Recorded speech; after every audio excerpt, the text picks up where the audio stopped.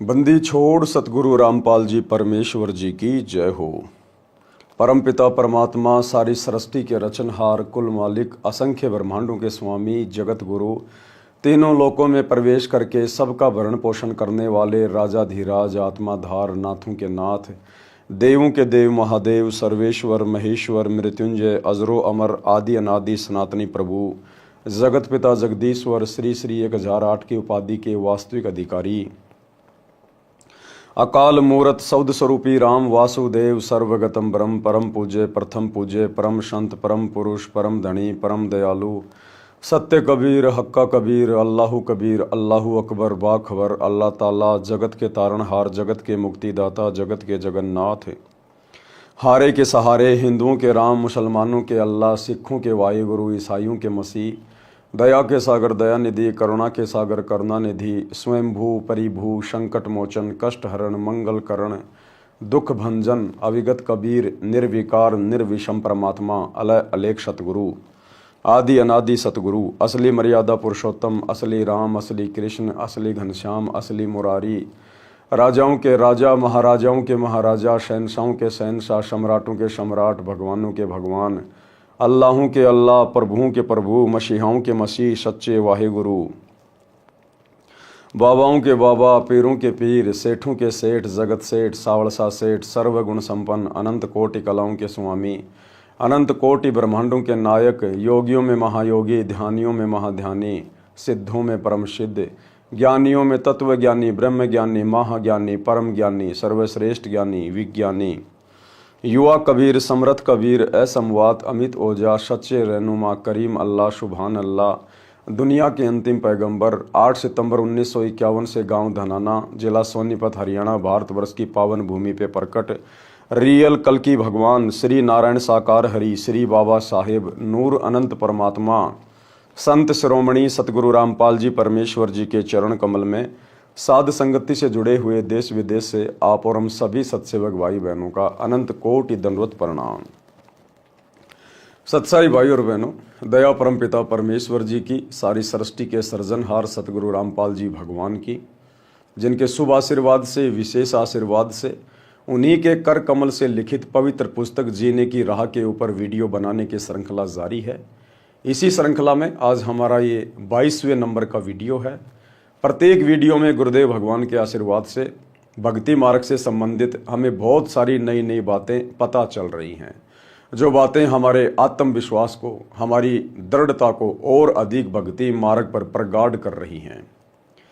तो भाई और बहनों, पिछले वीडियो में गुरुदेव भगवान ने हमें अपने कर कमल से इस पुस्तक में लिखकर बताया कि एक योग्य भगत का, सुयोग्य भगत का, नेक भगत का कैसा स्वभाव होना चाहिए, क्या उसके अंदर गुण होने चाहिए, क्या क्या लक्षण होने चाहिए, कितना मृत्युभाषी होना चाहिए, कैसे जीवित ही मर जाना चाहिए यदि मोक्ष प्राप्त करना चाहता है। तो हमें बहुत कुछ समझने और सीखने को मिला है।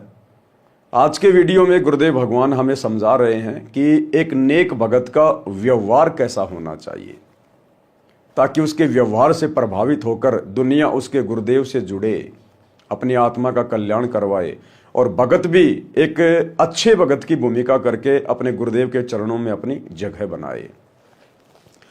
तो चलिए आज के वीडियो में हम देखते हैं पूज्य गुरुदेव जी के कर कमल से लिखित पवित्र पुस्तक जीने की राह, वीडियो नंबर 22, पेज नंबर 167।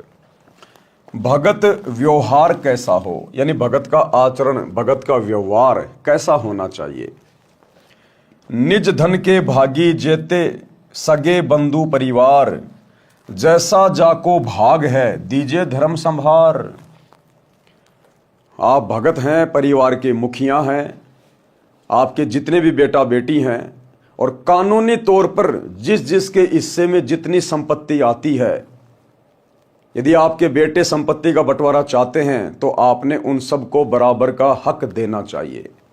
यदि आपकी बेटियां भी संपत्ति में हक चाहती हैं तो कानूनन आपने उनको भी उनका हक देना चाहिए। यदि आपकी बहन भी आपकी प्रॉपर्टी में, अपने पिता की प्रॉपर्टी में अपना हिस्सा चाहती है तो कानूनन आप उसको भी दीजिएगा। यानी भगत ने संतोष करना चाहिए, सब्र करना चाहिए, जो व्यवस्था परमात्मा ने यहां बना रखी है और कानूनन जिन जिन लोगों का संपत्ति में हक होता है, हमने उनका हक मारना नहीं है, लड़ना झगड़ना नहीं है, मनमुटाव नहीं करना है, बैर भाव नहीं रखना है। अगर बेटी हक लेना चाहती है, प्यार प्रेम से दीजिए।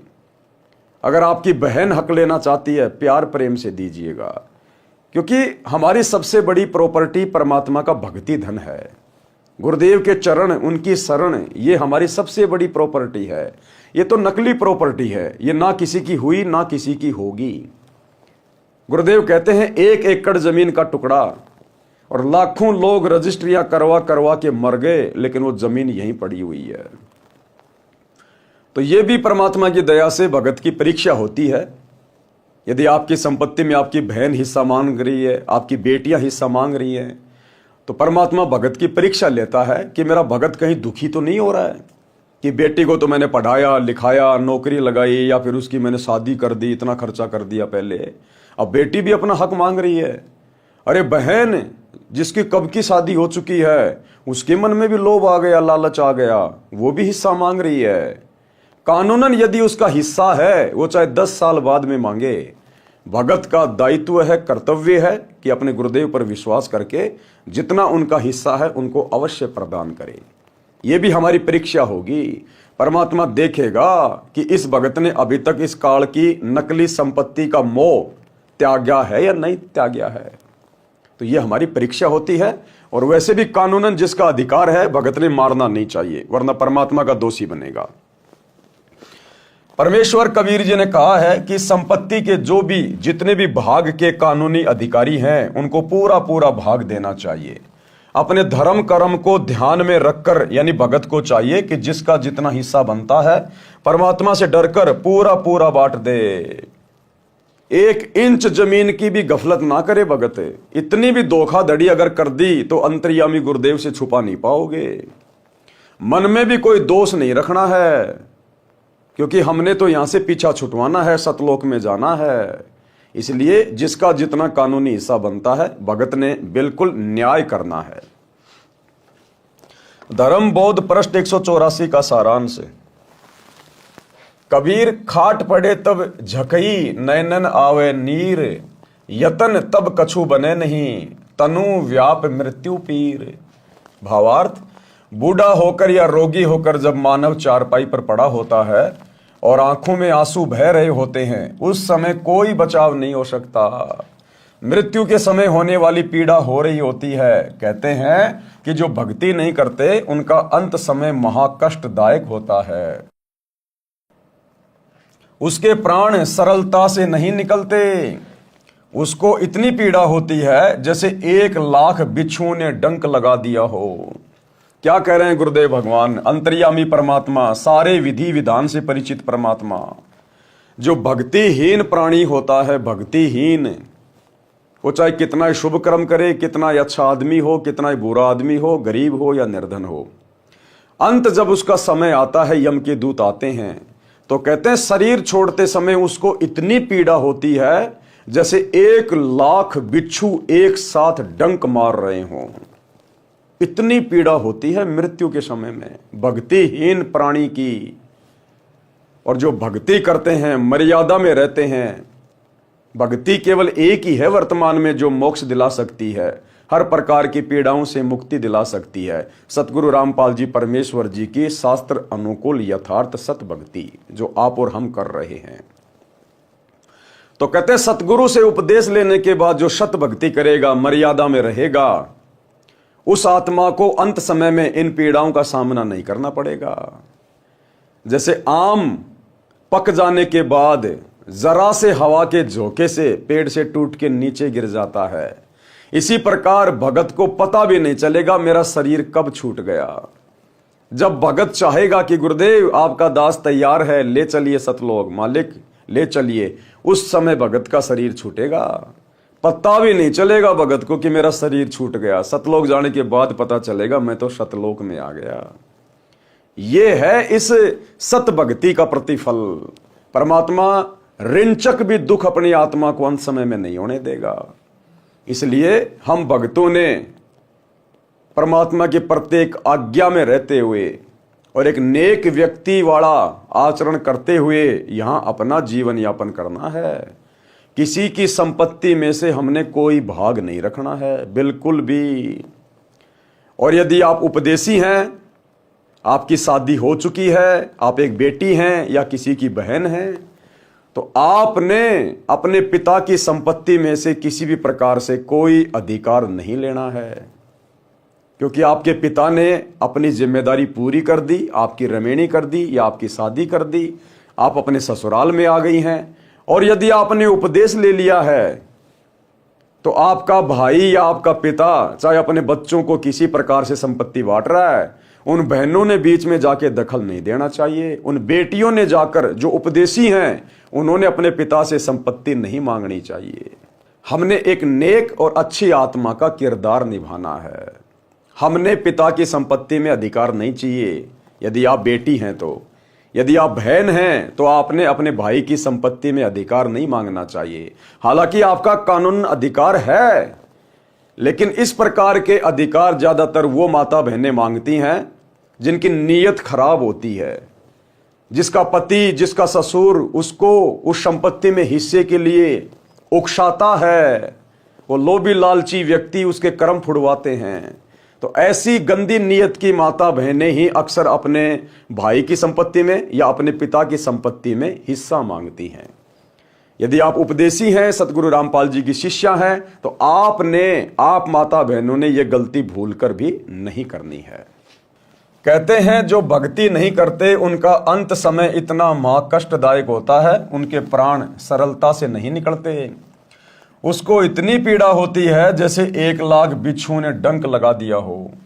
उस समय यम के दूत उसका गला बंद कर देते हैं। व्यक्ति न बोल सकता है, न पूरा श्वास ले पाता है, केवल आंखों से आंसू निकल रहे होते हैं। परिवार वालों को नहीं पता, परिवार वाले सोच रहे हैं तो शांति से पड़ा हुआ है, आराम से प्राण निकल गए। कहते हैं ना कि उसके तो बैठे बैठे के आराम से प्राण निकल गए। आराम से नहीं निकले, उसका शरीर यम के दूतों ने निष्क्रिय कर दिया। अंदर ही अंदर वो कितना रो रहा है, चिल्ला रहा है, उसकी श्वासें घुट रही है, दम घुट रहा है, वो पीड़ाओं को सहन कर रहा है। केवल आंखों से आंसू निकल रहे होते हैं। इसलिए भक्ति तथा शुभ कर्म जो ऊपर बताए हैं मानव को अवश्य करने चाहिए। और ये भक्ति तथा शुभ कर्म भाई सतगुरु रामपाल जी के शरण में आके ही हो सकते हैं। कबीर देखे जब यमदूतन को इत उत जीव लुकाए, महाभयंकर भेष लखी भयभीत हो जाए। अंत समय में भक्तिहीन प्राणी जो भक्ति नहीं करते, यम के दूतों को देखकर इधर उधर भागने का, छुपने का प्रयास करते हैं, लेकिन वो महाभयंकर शरीरों वाले, महाभयंकर वेशभूषा वाले, ऊपर भालू का मुंह है, लंबे लंबे दांत हैं, सींग हैं, नीचे शरीर इंसान के जैसा है, किसी का भेड़िए जैसा मुंह है, लंबे लंबे दांत हैं, उनके हाथों में भयंकर भयंकर हथियार हैं। कहते हैं उनको देख के फिर जीव बुरी तरह से भयभीत हो जाता है। यम के दूतों का भयंकर रूप होता है। मृत्यु के समय यमदूत उसी धर्म व भक्तिहीन व्यक्ति को ही दिखाई देते हैं। उसको देखकर भय के मारे वह प्राणी शरीर में ही इधर उधर छुपने की कोशिश करता है।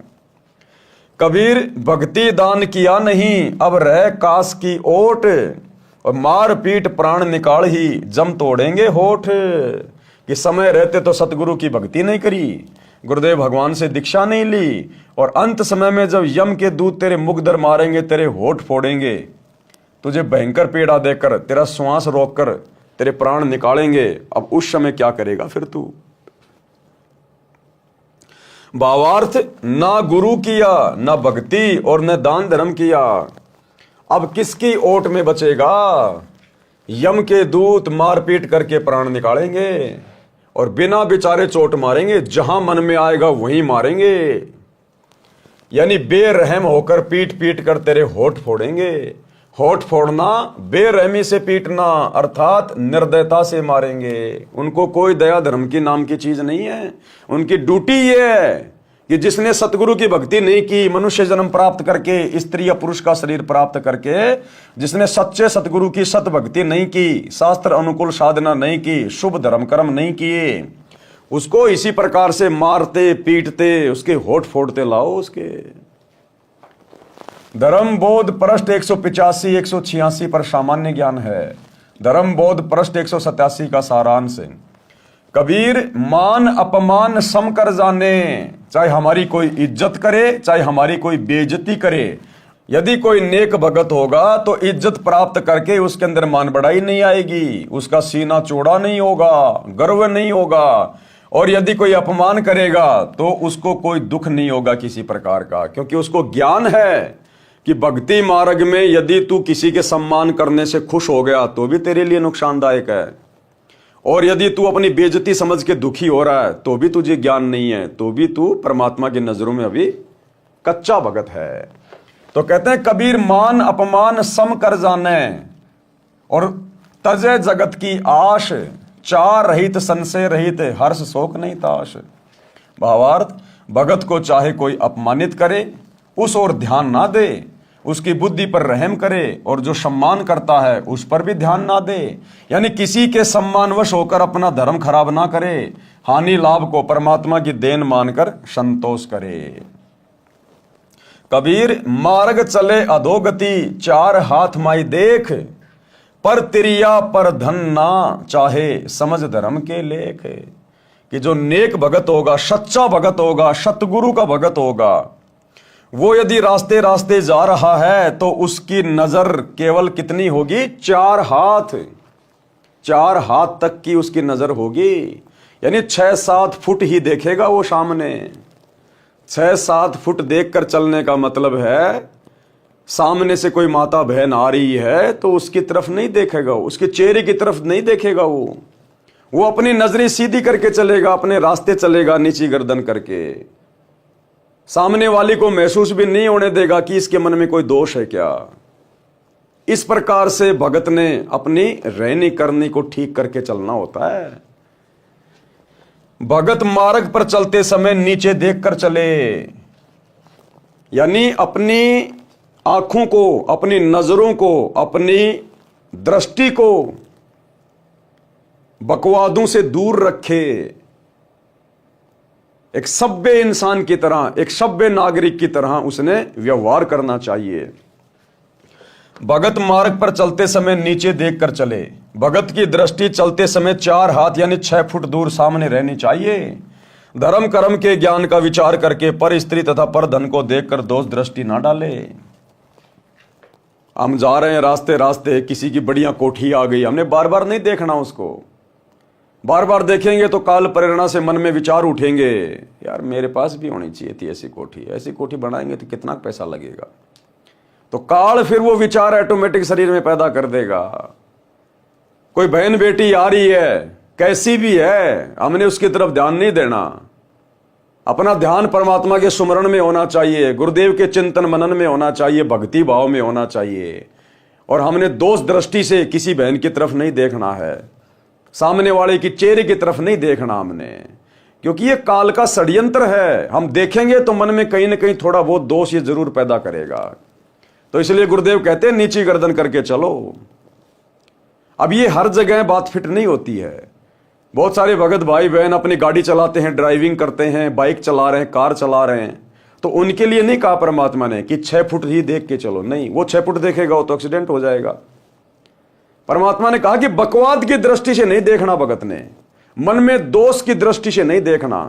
बाकी आप गाड़ी चला रहे हो, आपको तो 100 मीटर आगे देखना पड़ेगा, तो उसके लिए नहीं कहा गुरुदेव ने। यानी जब भी आप किसी मां बहन की तरफ देखो, किसी पराये की संपत्ति की तरफ देखो, धन की तरफ देखो, तो आपके मन में बकवाद नहीं आनी चाहिए, आपकी नजरें बिल्कुल नीची होनी चाहिए। हम आराम से चल रहे हैं, हमने 100 मीटर देखने की जरूरत नहीं है। आराम से चलने वाला व्यक्ति आराम से 5, 6, 7, 8 फुट की दूरी तक देख के अपना काम आराम से चला सकता है। जो गाड़ी चला रहा है उसको तो भैया लंबा देखना पड़ेगा। तो इसलिए गुरुदेव के कहने का मतलब है, हमने कुदृष्टि से, गंदी नजर से किसी के तरफ ध्यान नहीं देना है। कबीर पात्र कुपात्र विचार कर भिक्षा दान जो लेत, नीच अकर्मी सोम का दान महादुख देत। भावार्थ, संत यानी गुरु को अपने शिष्य के अतिरिक्त दान भिक्षा नहीं लेनी चाहिए। कुकर्मी तथा अधर्मी का धन बहुत दुखी करता है। पता नहीं उसने किस प्रकार से धन कमाया है, कितने पाप किए हैं, कोई कसाई है, कोई शराबी है, कोई मांसाहारी है। इसलिए कहते हैं कि संत ने भी संत ने भी केवल उन्हीं से दान धर्म लेना चाहिए जो उसके उपदेशी हैं। तो सोचिए भाई और बहनों, हम भगतों के लिए कितने जबरदस्त नियम होंगे। हमने तो भूल कर भी किसी का दान नहीं लेना चाहिए, भूल कर भी हमने किसी से पैसे नहीं लेने चाहिए। उधार लेने से भी भगत को बचना चाहिए सतगुरु की शरण में आने के बाद। ना जाने वो व्यक्ति क्या क्या कर्म करके धन कमाता है, उसके ऊपर तो 3 लोक का पाप है भार। पृष्ठ 188 पर सामान्य ज्ञान है। धर्म बोध पृष्ठ 189 पर। कबीर इंद्री तत्व प्रकृति से आत्म जान पार, जाप एक पल नहीं छूटे टूट न पावे तार।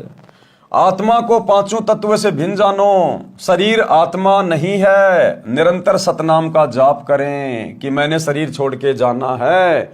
ये शरीर मुझे केवल यहां भक्ति करने के लिए मिला है। मैंने अपने आत्मा को शरीर के माध्यम से भक्ति करके शक्ति युक्त करना है, मैंने इसको तैयार करना है। तो ज्यादा से ज्यादा ध्यान और समय परमात्मा की भक्ति में। कबीर जप तप करके थक गए, हरि यस गावे संत, जय निज धर्म पुराण पढ़े ऐसो धर्म सिद्धांत। यदि भगत जाप करते करते थक जाए तो परमात्मा की महिमा की वाणी पढ़े। यदि याद है तो गाए या अपने धर्म की पुस्तकों को पढ़े। यह धार्मिक सिद्धांत है। धर्म बोध पृष्ठ 190 का सारांश। कबीर ज्ञानी रोगी अर्थार्थी जिज्ञासु ये 4, सो सब ही हरि ध्यावते ज्ञानी उतरे पार। परमात्मा की भक्ति 4 प्रकार के व्यक्ति करते हैं। नंबर 1 ज्ञानी। ज्ञानी कौन होता है? ज्ञानी को विश्वास हो जाता है कि मानव जीवन केवल परमात्मा की भक्ति करके जीव का कल्याण कराने के लिए प्राप्त होता है। उसको यह भी समझ होती है कि केवल एक पूर्ण परमात्मा की भक्ति से मोक्ष होगा, अन्य देवी देवताओं की भक्ति से जन्म मरण का कलेश नहीं कटेगा। पूर्ण सतगुरु से दीक्षा लेकर बात बनेगी, इसलिए ज्ञानी भगत पार होते हैं। नंबर 2 अर्थार्थी। अर्थार्थी भगत कौन होता है? जो धन लाभ के लिए ही भक्ति करते हैं, केवल माया प्राप्त करने के लिए, धन प्राप्त करने के लिए जो सतगुरु से उपदेश लेते हैं, उनका लक्ष्य मोक्ष प्राप्त करना नहीं होता। ज्यादा ध्यान होता है कि भक्ति करके मुझे धन ज्यादा प्राप्त हो। नंबर 3 आरत। आरत यानी संकटग्रस्त, केवल अपने संकट का नाश करने के लिए भक्ति करते हैं। जैसा कि वर्तमान में गुरुदेव की गैर हाजिरी में 2014 बरवाला कांड के बाद जितने भी भगत जुड़ रहे हैं, उनमें 90% वो हैं जो मां दुखी हैं। कोई भूत प्रेत की बाधा से दुखी है, कोई नौकरी से दुखी है, कोई अपनी शादी से दुखी है, कोई अन्य किसी दुविधा में पड़ा हुआ है। वो केवल अपना संकट निवारण ही चाहता है, उसको मोक्ष वाक्ष से लेना देना नहीं है कि मेरा ये रोग दूर हो जाए, मेरी ये प्रेत बाधा दूर हो जाए, मेरे घर में झगड़ा दूर हो जाए, मेरी नौकरी लग जाए, मेरे घर में धन आ जाए। केवल अपनी बाधाओं के निवारण के लिए, संकट निवारण के लिए जो नाम दीक्षा लेता है उसको कहते हैं आरत। और चौथा नंबर है जिज्ञासु। जिज्ञासु परमात्मा का ज्ञान अधूरा समझते हैं, यानी वो जल्दबाजी में रहता है, उसको मोक्ष से मतलब नहीं होता। वो इधर उधर से ज्ञान को इकट्ठा करके फिर खुद ही वक्ता बन के आगे ज्ञान फैलाने लग जाता है मान बढ़ाई के लिए। उसको कहते हैं जिज्ञासु। जिज्ञासु परमात्मा का ज्ञान अधूरा समझते हैं और वक्ता बनकर महिमा की भूख में जीवन नाश कर जाते हैं। यही प्रमाण गीता अध्याय 7 श्लोक 16-17 में भी है। धर्म बोध पृष्ठ 191 का सारांश। कबीर क्षमा समान न तप, सुख नहीं संतोष समान, तृष्णा समान नहीं व्याधि, धर्म न दया समान। परमेश्वर कबीर जी ने कहा है कि क्षमा करना बहुत बड़ा तप है, यानी हर आदमी हर किसी को माफ नहीं कर सकता, क्षमा नहीं कर सकता। उसके अंदर वो बदले की ज्वाला भड़कती रहती है। तो गुरुदेव कहते हैं यदि आपने भगत बन के भक्ति करनी है और आपके साथ चाहे कोई कितनी ठगी करे, कितना ही बुरा व्यवहार करे, आपने अपने मन में उसके प्रति दोष नहीं रखना है, उसको शत्रु भाव से नहीं देखना है। उसकी छोटी बुद्धि को देखते हुए कि बालक बुद्धि का आदमी है, इसको ज्ञान नहीं है, हमने उसको माफ कर देना है। हमने याद भी नहीं रखना उस लड़ाई झगड़े को, उसकी उल्टी सीधी बातों को, उसके कुवचनों को हमने भूल जाना है। एक शत्रु एक मित्र है, भूल पड़ी रे प्राण, यम की नगरी जाएगा शब्द हमारा मान। हमने किसी को अपना शत्रु नहीं मानना, यहाँ पर कोशिश करनी है परमात्मा से प्रार्थना करके, ज्ञान को आधार बना के। तो गुरुदेव कहते हैं क्षमा करना सबसे बड़ा तप है। जिसको क्षमा करना आ गया, समझो उसको भक्ति मार्ग पर चलना आ गया, क्योंकि क्षमा हर कोई नहीं कर सकता। क्षमा करने के लिए बहुत बड़ा दिल चाहिए, क्षमा करने के लिए बहुत ज्ञान चाहिए, धैर्य चाहिए, गुरु का आशीर्वाद चाहिए। तो क्षमा बहुत बड़ा तप बताया गुरुदेव ने। परमेश्वर कबीर जी ने कहा कि क्षमा करना बहुत बड़ा तप है, इसके समान तप नहीं है। संतोष के तुल्य कोई सुख नहीं है। घर में किसी चीज का अभाव है तो दुनिया की देखा देखी हमने जड़ना नहीं है, हमने संतोष धारण करना है कि मेरे भाग्य में जितना था मेरे गुरुजी ने मुझे उतना ही दिया है, क्योंकि मेरे लिए इतना ही सफिशिएंट है, यही मेरे लिए हित में है। और यदि कभी आवश्यकता पड़ी तो मेरा गुरु मेरे से दूर थोड़े ना है। तो हमने हर स्थिति में संतोष रखना है कि जो मेरे भाग्य में होगा उसको कोई छीन नहीं सकता, और आवश्यकता से अधिक यदि देना होगा तो मेरे गुरु की मौज है। अगर मेरे हित में होगा तो अवश्य देगा, अन्यथा हमने जल्दबाजी नहीं करनी, बिल्कुल संयमित रहना है संतोष में। संतोष के तुल्य कोई सुख नहीं है। किसी वस्तु की प्राप्ति की इच्छा के समान कोई आपदा नहीं है। एक दूसरे की देखा देखी, मैं वो भी ले आऊं, मैं वो भी ले आऊं, लोगों की देखा देखी कंपटीशन में, तो कहते हैं उस इच्छा के बराबर कोई रोग नहीं है। वो इच्छा तुम्हें दिन रात घुन की तरह खाती रहेगी, काटती रहेगी। सुमरण करोगे तब भी वही बातें दिमाग में आएंगी, सत्संग सुनोगे तो भी वही बातें दिमाग में आएंगी। तो परमात्मा कहते हैं अपनी इच्छाओं के ऊपर भगत ने कंट्रोल रखना चाहिए, क्योंकि हमने भक्ति करनी है। और भक्ति करने के लिए हमने बड़े बड़े मकान की जरूरत नहीं, बड़ी बड़ी गाड़ियों की जरूरत नहीं है, संपत्ति की जरूरत नहीं है। मुंह में जुबान की जरूरत थी, वो परमात्मा ने दे दी। स्वस्थ शरीर की जरूरत है, वो परमात्मा ने दे दिया। तो हमें तो वो संपत्ति मिलने जा रही है जिसकी हम कभी कल्पना भी नहीं कर सकते थे। इसलिए हमने यहाँ काल की नश्वर चीजों की हमने मन में इच्छा नहीं रखनी है। हमारे भाग्य में होगा तो गुरुदेव अवश्य देगा, भाग्य में नहीं है और यदि हमें आवश्यकता है तो भी हमारे गुरुदेव समर्थ हैं, अवश्य वो वस्तु हमें उपलब्ध करवाएंगे। इसलिए हर स्थिति में हमने संयमित होकर अपनी इच्छाओं पे कंट्रोल करके भक्ति मार्ग पर आगे बढ़ना चाहिए। किसी वस्तु की प्राप्ति की इच्छा के समान कोई आपदा नहीं है, और दया के समान धर्म नहीं है। दया समान धर्म नहीं है। जानवरों पर, पशुओं पर, पक्षियों पर, छोटे बच्चों पर गुरुदेव कहते हैं आपने दया भाव रखना चाहिए। सबके अंदर परमात्मा की आत्मा है, जो अपने से और के एक के पीठ पिछान, और भूखियां भोजन देत पहुंचेंगे परिवान। हमने सबके ऊपर दया भाव रखना है। कबीर योग के अंग 5 हैं। योग मानी भक्ति, भक्ति के 5 अंग हैं। संयम, मनन, एकांत, विषय त्याग, नाम रटन, होए मोक्ष निश्चिंत। ये 5 अंग हैं। यदि भगत ने मोक्ष प्राप्त करना है तो देखो भाई और बहनों, ये पुस्तकें बहुत सांकेतिक हैं, गूढ़ ज्ञान युक्त हैं। ये जीने की राह पुस्तक केवल अब ढंग से पढ़ाई जा रही है। अभी तक सतगुरु रामपाल जी के किसी भी भगत ने इस जीने की राह पुस्तक को अपने जीवन में धारण करने के लिए नहीं पढ़ा।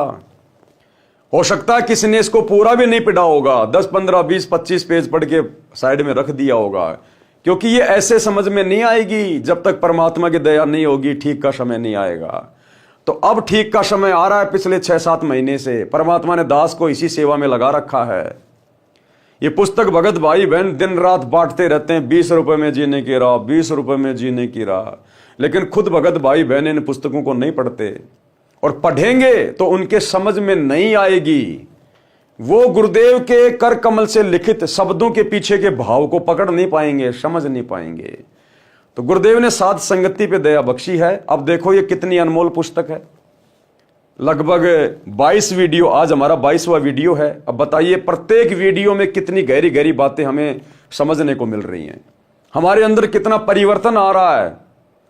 हम सोच रहे हैं कि हमने तो कुछ पता ही नहीं था, हम भक्ति जरूर कर रहे थे, भगत जरूर बने हुए थे, लेकिन भक्ति मार्ग में हमने किस प्रकार से रहना चाहिए, हमारा आचार विचार व्यवहार क्या होना चाहिए, वो अब पता चलता जा रहा धीरे धीरे इन पुस्तकों के माध्यम से।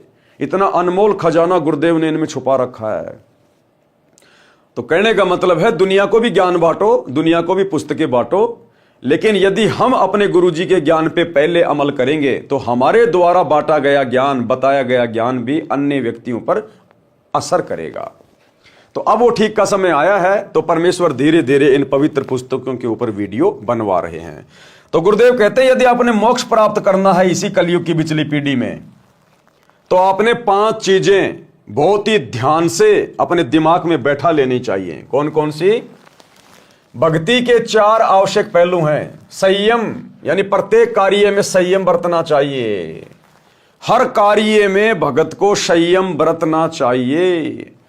खाना खाने में संयम बरतना चाहिए। आवश्यकता से ज्यादा खाना खाएंगे, पेट भर भर के खाना खाएंगे, भूख नहीं है फिर भी खाना खाएंगे, टेस्ट के चक्कर में, मीठे के चक्कर में हमारा भजन नहीं बन पाएगा, शरीर टूटेगा, अंगड़ाई लेगा, नींद आएगी, श्वासें ढंग से ऊपर नीचे नहीं ले पाएंगे, तो सतनाम का जाप क्या खाक करेंगे।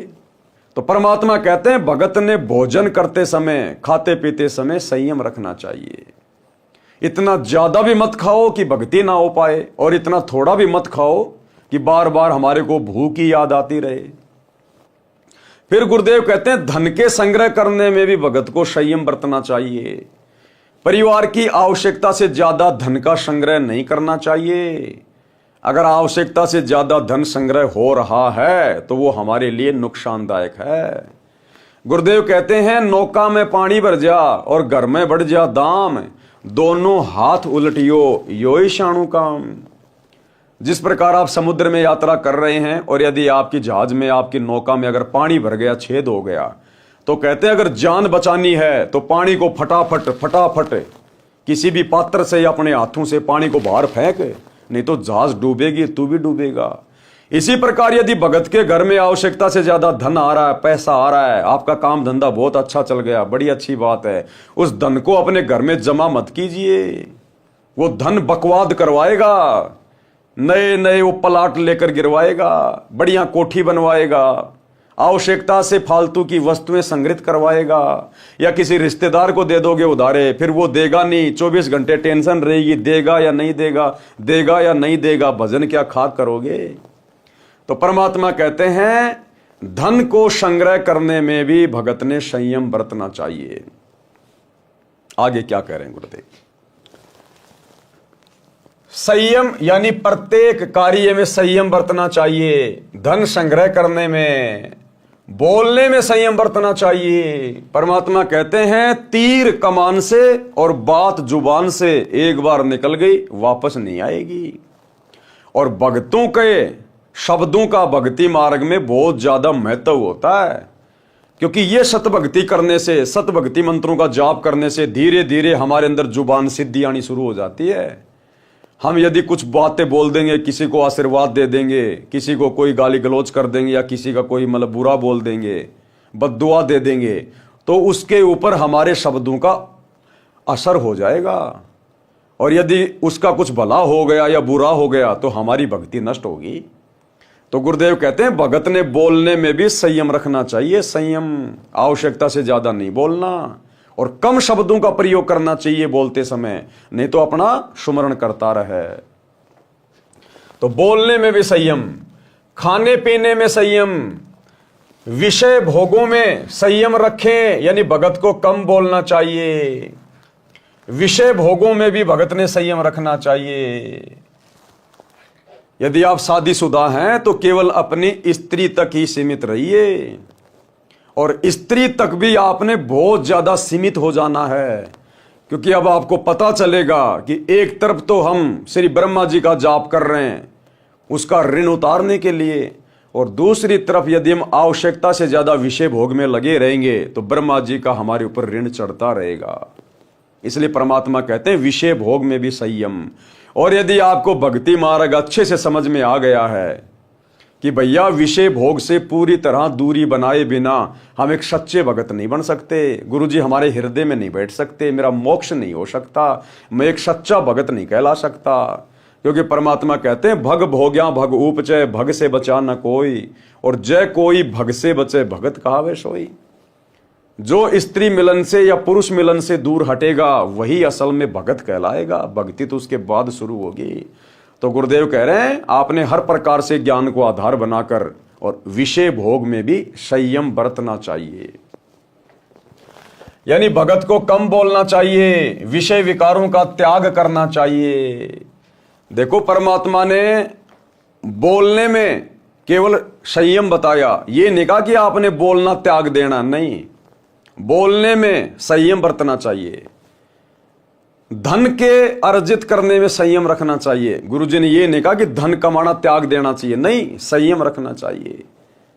भोजन के खाने में संयम बरतना चाहिए, ये नहीं कहा गुरुजी ने कि भोजन को त्याग देना चाहिए।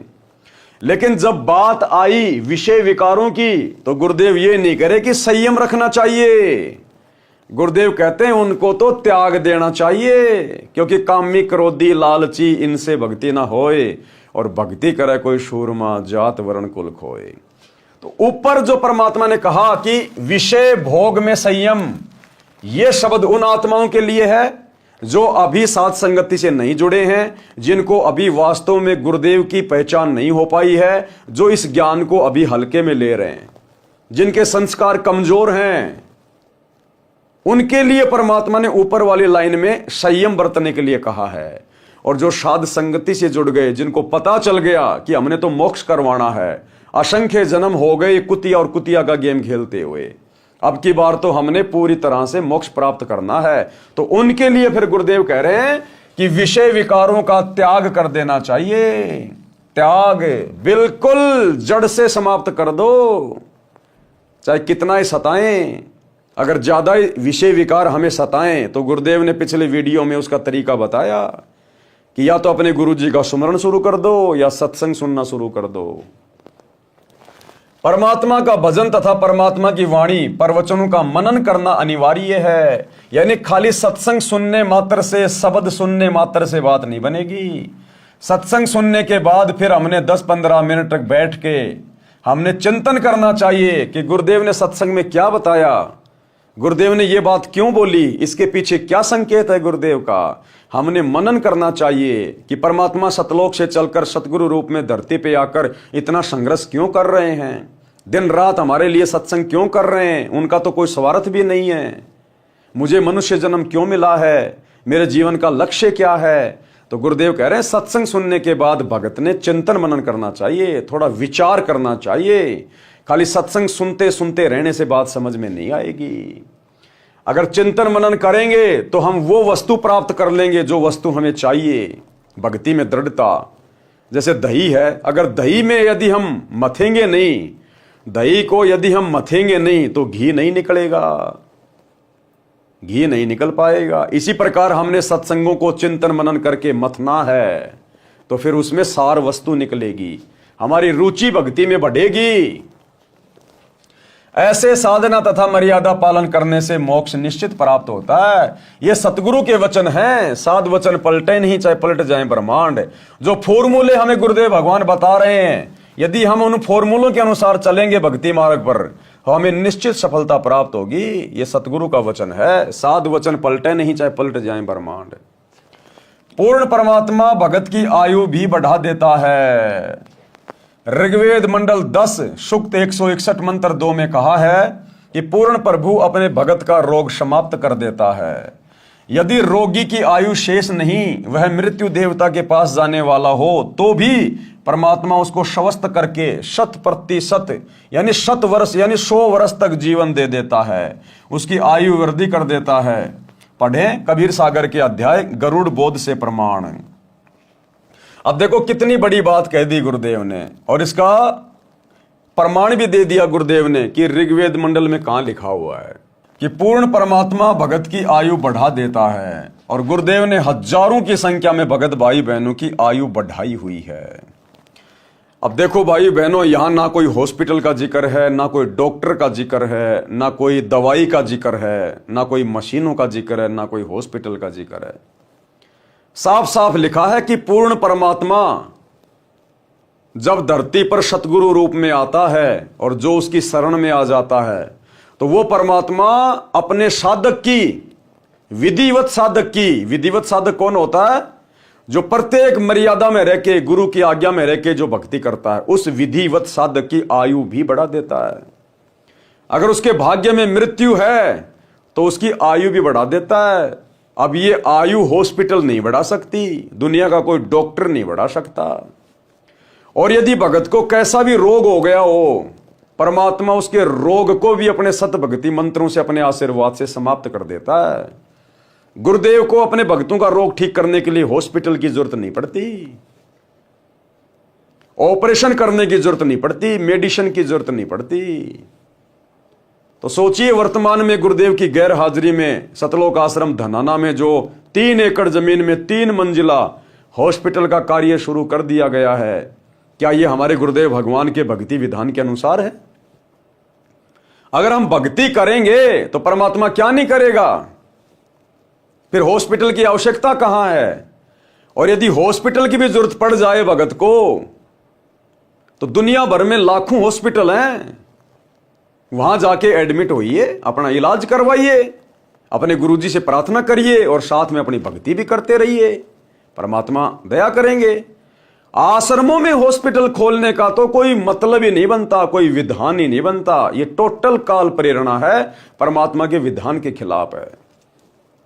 अरे भक्ति में दृढ़ता लेके आओ ना, अपने गुरुजी पे विश्वास करना सीखो ना। या तो परमात्मा रोग को निकट नहीं आने देगा, और आ गया तो आपको नुकसान नहीं देगा, फिर आपका चीरा फाड़ा नहीं होने देगा, परमात्मा ऑपरेशन नहीं होने देगा। कितने इंटरव्यू है ऐसे।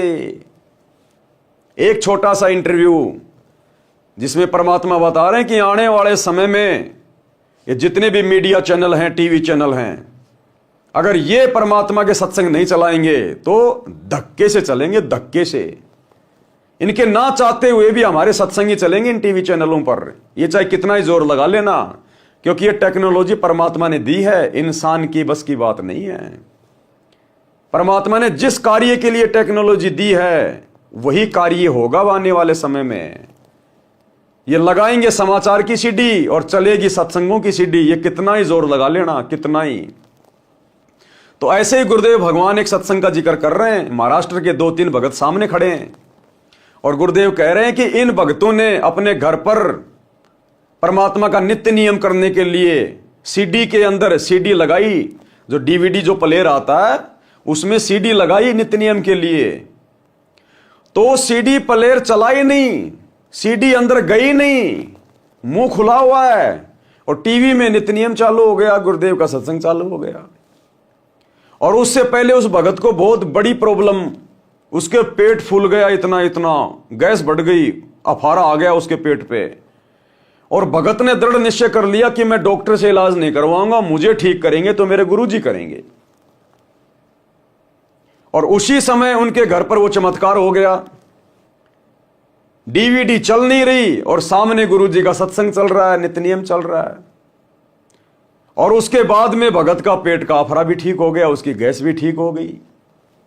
उसने आश्रम में गुरुजी से प्रार्थना लगवाई, फोन किया आश्रम के नंबर पे, जिस समय गुरुजी सतलोक आश्रम बरवाड़ा में थे, और अपनी समस्या बताई और कहा कि गुरुजी से कहना कि मैं दवाई तो बिल्कुल भी नहीं लूंगा, हॉस्पिटल में तो बिल्कुल भी नहीं जाऊंगा, मेरे को मरना मंजूर।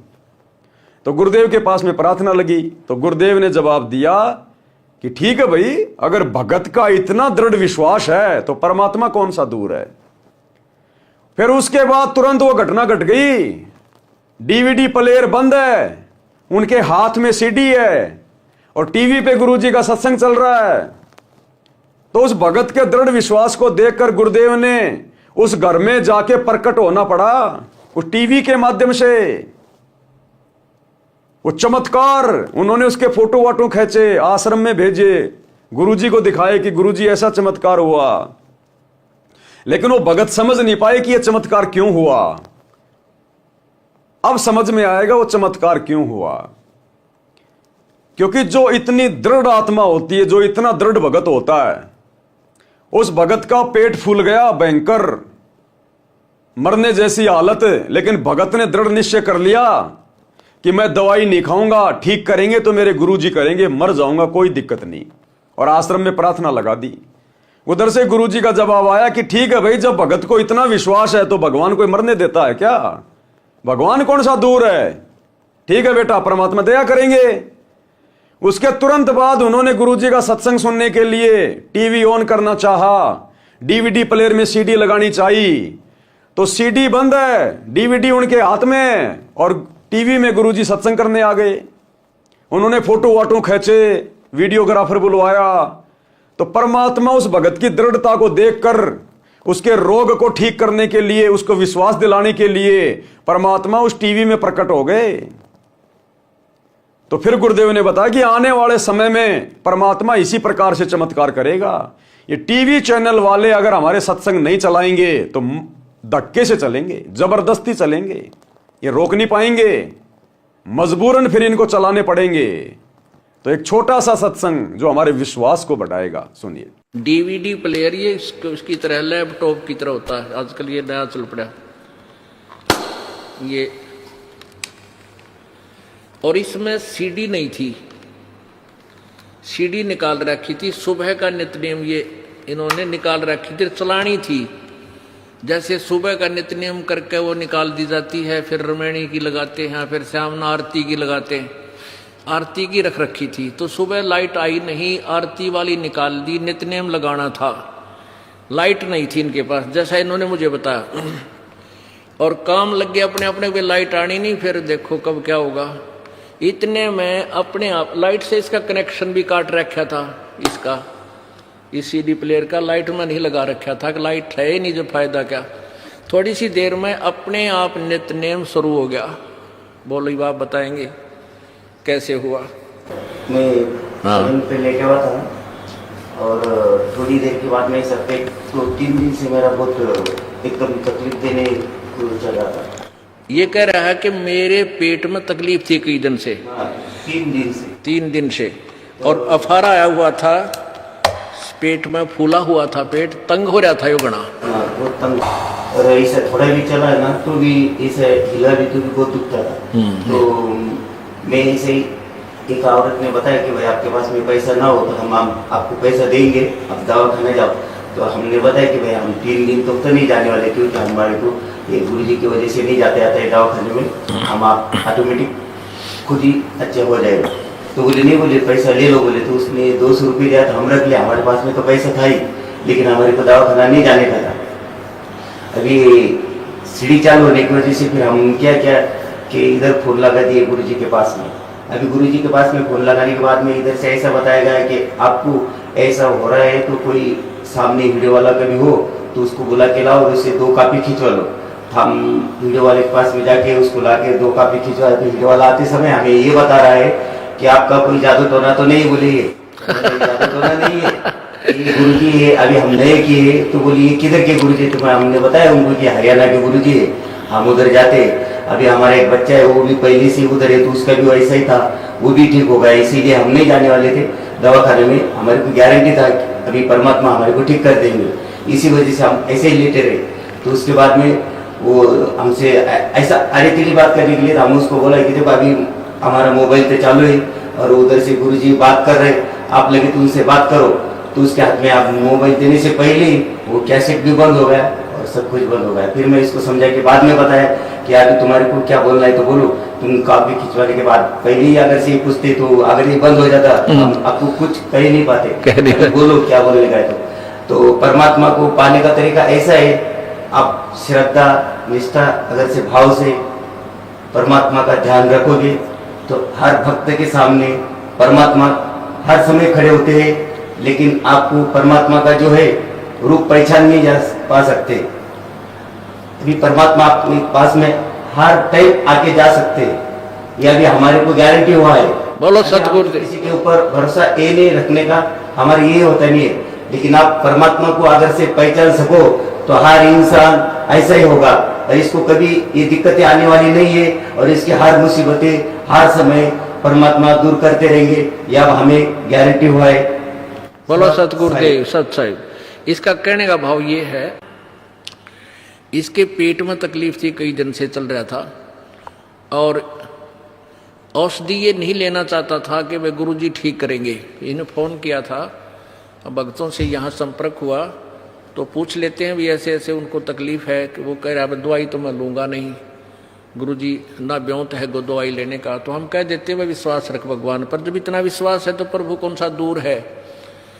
तो उसी समय इन्होंने, ये लेटा हुआ था, लाइट थी नहीं, नित्यनेम चलाते थे ये लाइट से, तो अपने आप वो यो चल पड़ा, रखा मेज पे न्यू का न्यू,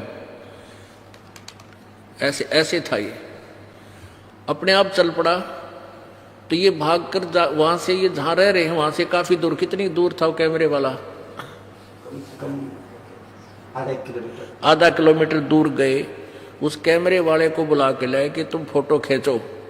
तो उसने भी आकर देखा कि बगैर लाइट के और बगैर सीडी के, और ये बोल रहा है, चित्र भी चल रहा है उसमें, चित्र चल रहा था इसमें, वो नो का यूनिवर्सिटी जो सीडी वाला, सीडी में जो नित्यनेम में जो दास का चित्र आता है वो नो का नो सारा चल रहा है, सीडी इसमें है नहीं। वो कैमरे वाला भी नो कहे तुमने कोई जादू जंत्र तो नहीं कर रखा है इसमें, वो फोटो खींचने वाला कैमरे वाला ने कहा तुमने कोई जादू जंत्र तो नहीं कर रखा है, ये अपने आप बोल रहा है सीडी नहीं है, पिक्चर चल रहा है। तो उसके तुरंत बाद इसका वो पेट का अफारा गड़बड़ वो भी ठीक हो गया, कति स्वस्थ हो गया। ये परसों आए हैं परमात्मा के दरबार में, बोलो सतगुरुदेव। ये किस दिन की बात है? तो ये अभी हमारे उसके 8 दिन पहले की बात। हाँ, अभी 7-8 दिन पहले की बात है, यानी आज 10 दिन पहले की बात है इनके साथ ये घटना घटी। पुण्यात्माओं, कहने का तात्पर्य ये है हमारा कि परमात्मा अपने बच्चों को इतना विश्वास दिला देता है कि मैं जो चाहे सो कर सकता हूँ। ऐसे ही परमात्मा से को प्राप्त ये पुण्यात्मा आदरणीय गरीबदास जी कहते हैं, सतगुरु जो चाहे सो कर ही, 14 कोट दूत जम डर ही, ऊत भूत जम त्रास निवारे, और चित्रगुप्त के कागज पाड़े। बोलो सतगुरुदेव की जय। तो भाई और बहनों, इस प्रकार से जो आत्मा अपने गुरु पर, अपने परमात्मा पर दृढ़ विश्वास करके भक्ति मार्ग पर चलती है, तो परमात्मा फिर उन आत्माओं से दूर नहीं है। तो गुरुदेव भगवान कह रहे हैं कि परमात्मा अपने भगत की आयु भी बढ़ा देता है। अगर भगत की मृत्यु होनी हो, परमात्मा 100 साल की उम्र प्रदान कर देगा, 100 साल की उम्र, चाहे कैसा ही रोग हो, गुरुदेव उसको स्वस्थ कर देगा, स्वस्थ। तो बताओ फिर ये आश्रमों में हॉस्पिटल खोलने का आदेश क्या हमारे गुरुदेव भगवान देंगे? कभी नहीं। तो उसके लिए गुरुदेव हमें एक कथा सुना रहे हैं, गरुड़ जी की कथा, कि किस प्रकार से परमात्मा ने भगत की उम्र बढ़ाई। अध्याय गरुड़ बोध का सारांश। देखो भाई और बहनों, हम पहले भी इसको पढ़ चुके हैं कबीर सागर के सरलार्थ में, बहुत सी बार गुरुदेव ने भी अपने सत्संगों में जिक्र किया है। लेकिन ये कथाएं हैं, सत्य कथा है, ये अमर कथा है, और हमारे गुरुदेव के मुख कमल से उच्चारित हैं, उनके हाथों से लिखी हुई हैं। तो इन कथाओं को हम जितना पढ़ेंगे, जितनी बार भी पढ़ेंगे, सुनेंगे, तो हम पुण्य के भागी होते चले जाते हैं, क्योंकि ये सत्य शब्द हैं, अमर शब्द हैं, परमात्मा के हाथों से लिखे हुए शब्द हैं। तो इससे हमारे को पुण्य प्राप्ति होती है, हमारे शुभ संस्कार बनते हैं। अध्याय गरुड़ बोध का सारांश। कबीर सागर में 11वां अध्याय गरुड़ बोध पृष्ठ 65-625 पर है। परमेश्वर कबीर जी ने धर्मदास जी को बताया कि मैंने विष्णु जी के वाहन पक्षी राज गरुड़ जी को उपदेश दिया। किसने? कबीर परमात्मा सतगुरु रामपाल जी ने 650 साल पहले धर्मदास जी को बताया कि धर्मदास, एक समय मैं श्री विष्णु जी के वाहन गरुड़ जी के पास गया और उनको भी उपदेश दिया था, उसको सृष्टि रचना सुनाई। आज भी हमें गुरु जी सबसे पहले सृष्टि रचनाएं सुनाते हैं। उसको सृष्टि रचना सुनाई। अमर लोक की कथा, सत्य पुरुष की महिमा सुनकर गरुड़ देव अचंभित हुआ, जैसे आप और हम अचंभित हुए कि ऐसा निर्मल ज्ञान, ऐसा अमर ज्ञान आज तक हमने कभी स्वप्न में भी नहीं सुना था। अपने कानों पर विश्वास नहीं कर रहे थे, मन मन में विचार कर रहे थे कि मैं आज यह क्या सुन रहा हूं, मैं कोई स्वप्न तो नहीं देख रहा हूं, मैं किसी अन्य देश में तो नहीं चला गया हूं। जो देश और परमात्मा मैंने सुना है वह जैसे मेरे सामने चलचित्र रूप में चल रहा है। यानी जैसे जैसे गुरुदेव भगवान गरुड़ जी को कथा सुना रहे थे, तो गरुड़ के मन में कल्पनाएं बन रही थी कि ऐसा सतलोक है, ऐसे मकान है, ऐसे विमान है, इतने सुख हैं। तो साथ में गरुड़ जी कल्पना करते जा रहे थे। जब गरुड़ देव इन ख्यालों में खोए थे तब मैंने कहा, किसने? कबीर परमेश्वर सतगुरु रामपाल जी भगवान ने। देखो यहां क्या लिखा हुआ है, तब मैंने कहा। लिखने वाले कौन हैं? सतगुरु रामपाल जी। तो संकेत करते हैं परमात्मा। तब मैंने कहा, हे पक्षीराज, क्या मेरी बातों को झूठ माना है? चुप हो गए हो? प्रसन्न करो। यदि कोई शंका है तो समाधान कराओ। यदि आपको मेरी वाणी से दुख हुआ है तो क्षमा करो। मेरे इन वचनों को सुनकर खगेश यानी पक्षीराज गरुड़ की आंखें भर आई और बोले कि हे देव, आप कौन हैं? क्या बोला गरुड़ कबीर परमात्मा से कि आप कौन हैं? आपका उद्देश्य क्या है? यानी आप ये कथा मुझे क्यों सुना रहे हो? आपका मकसद क्या है? इतनी कड़वी सच्चाई बताई है जो हजम नहीं हो पा रही है। भाई और बहनों, इसलिए गुरुदेव कहते हैं कि तुम विशेष आत्मा हो, तुम्हारे समान तो ब्रह्मा विष्णु महेश भी नहीं है। आप और हमारे लिए कहते हैं गुरुदेव, क्योंकि जो अधिकारी आत्मा होती है वो आत्मा गुरुदेव से कड़वी सच्चाई सुनकर, ये अमर ज्ञान सुनकर, ऐसा नहीं है कि वो हजम नहीं कर पाएगी, फर्क ही नहीं पड़ेगा उस भगत को, और एक क्षण में सारी मर्यादा तोड़ देगा समाज की, तिनके की तरह तोड़ के फेंक देगा। जो अधिकारी भगत होता है उसको ऐसा नहीं लगेगा कि ऐसी बातें क्यों बोल रहे हैं, देवी देवताओं का अपमान क्यों कर रहे हैं, हमारे हिंदू धर्म की तोहिन क्यों कर रहे हैं, कबीर कौन सा भगवान हो गया, ब्रह्मा विष्णु महेश को छोटा बता रहा है।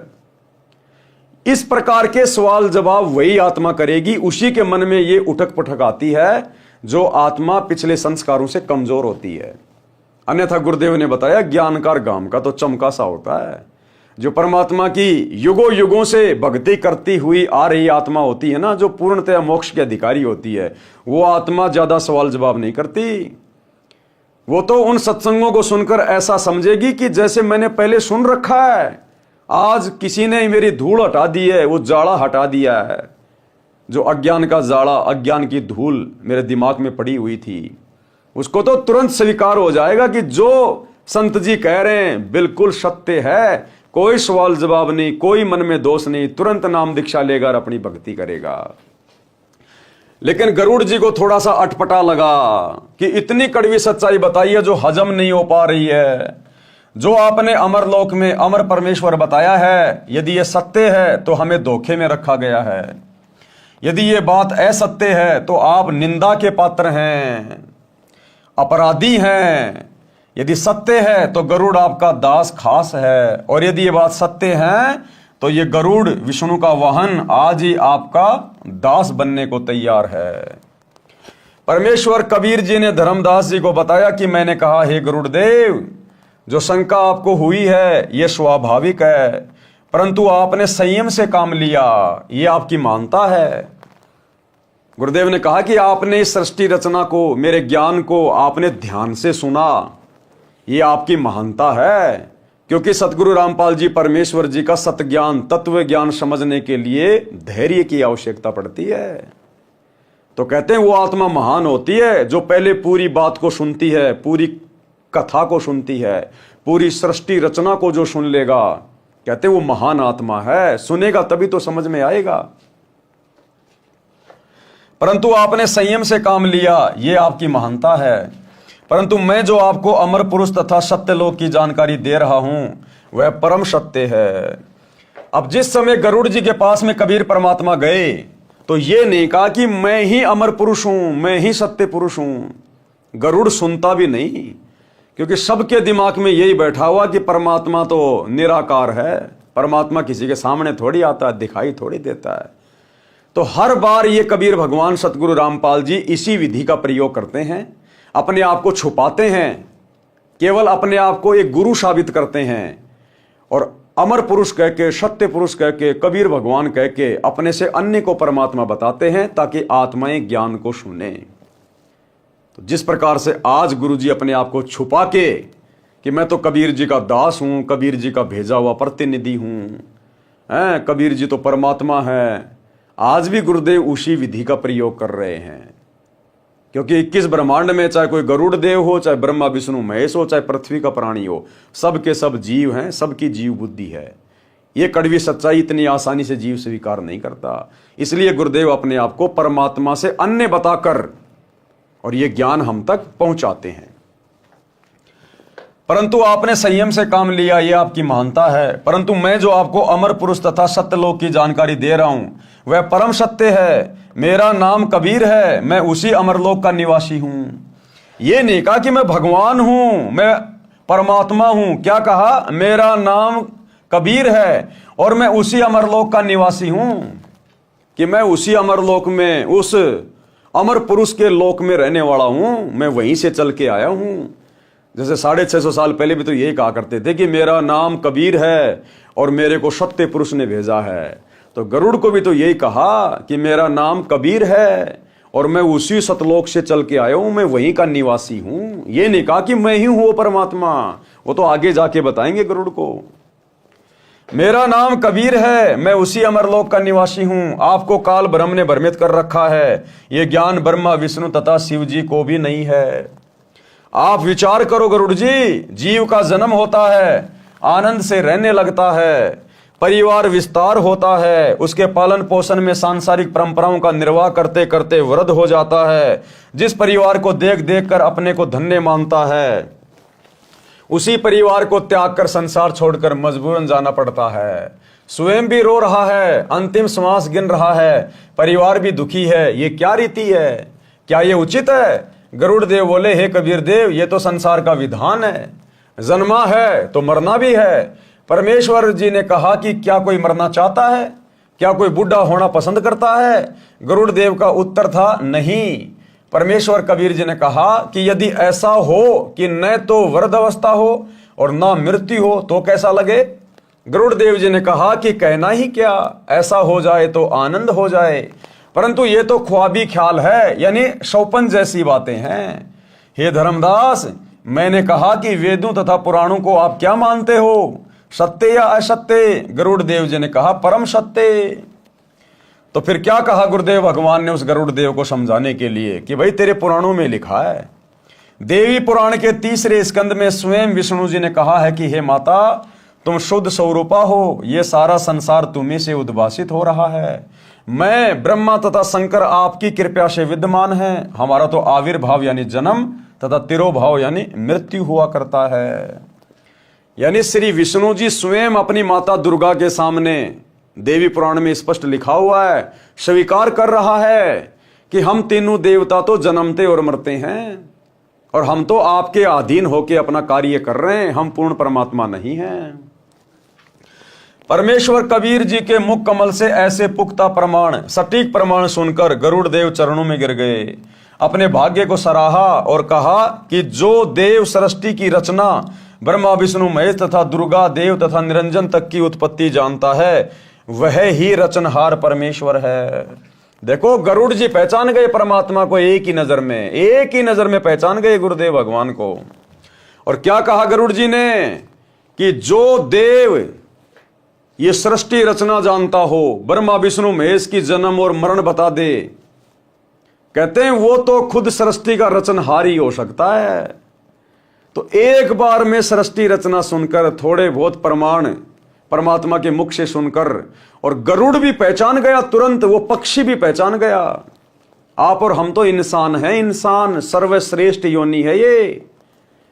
और 30 साल हो गई, आज भी हम गुरुजी को नहीं पहचान पा रहे कि हमारे गुरुजी ही सृष्टि के रचनहार हैं, कुल के मालिक हैं, सब कुछ हैं। और बार बार गुरुजी ने जोर दे के बताना पड़ रहा है कि बच्चों पहचान लो मैं कौन हूं, बच्चों पहचान लो मैं कौन हूं। हिसार जेल से आए हुए विशेष संदेश में गुरुदेव ने क्लियर कर दिया। अब इससे ज्यादा और कैसे बताएंगे कि वे कौन है।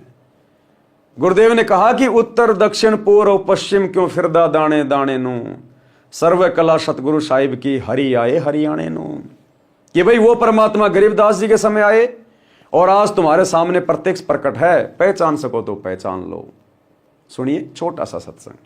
तो क्या बताते हैं, उत्तर दक्षिण पूर्व पश्चिम फिरता दाने दाने लो, और सर्व कला सतगुरु साहिब की हरि आए हरियाणे। गरीबदास जी के समय आए तेरी बारे भाई प्रगट सामने थारे, पहचाने जात पहचान लियो। गरीबदास जी के समय आए तेरी बारे भाई प्रगट सामने थारे, पहचाने जात पहचान लियो। गरीबदास जी के समय आए तेरी बारे भाई प्रगट सामने थारे, पहचाने जात पहचान लियो। तो भाई और बहनों, गरीबदास जी के समय कौन आए थे? कबीर जी जिंदा बाबा के रूप में।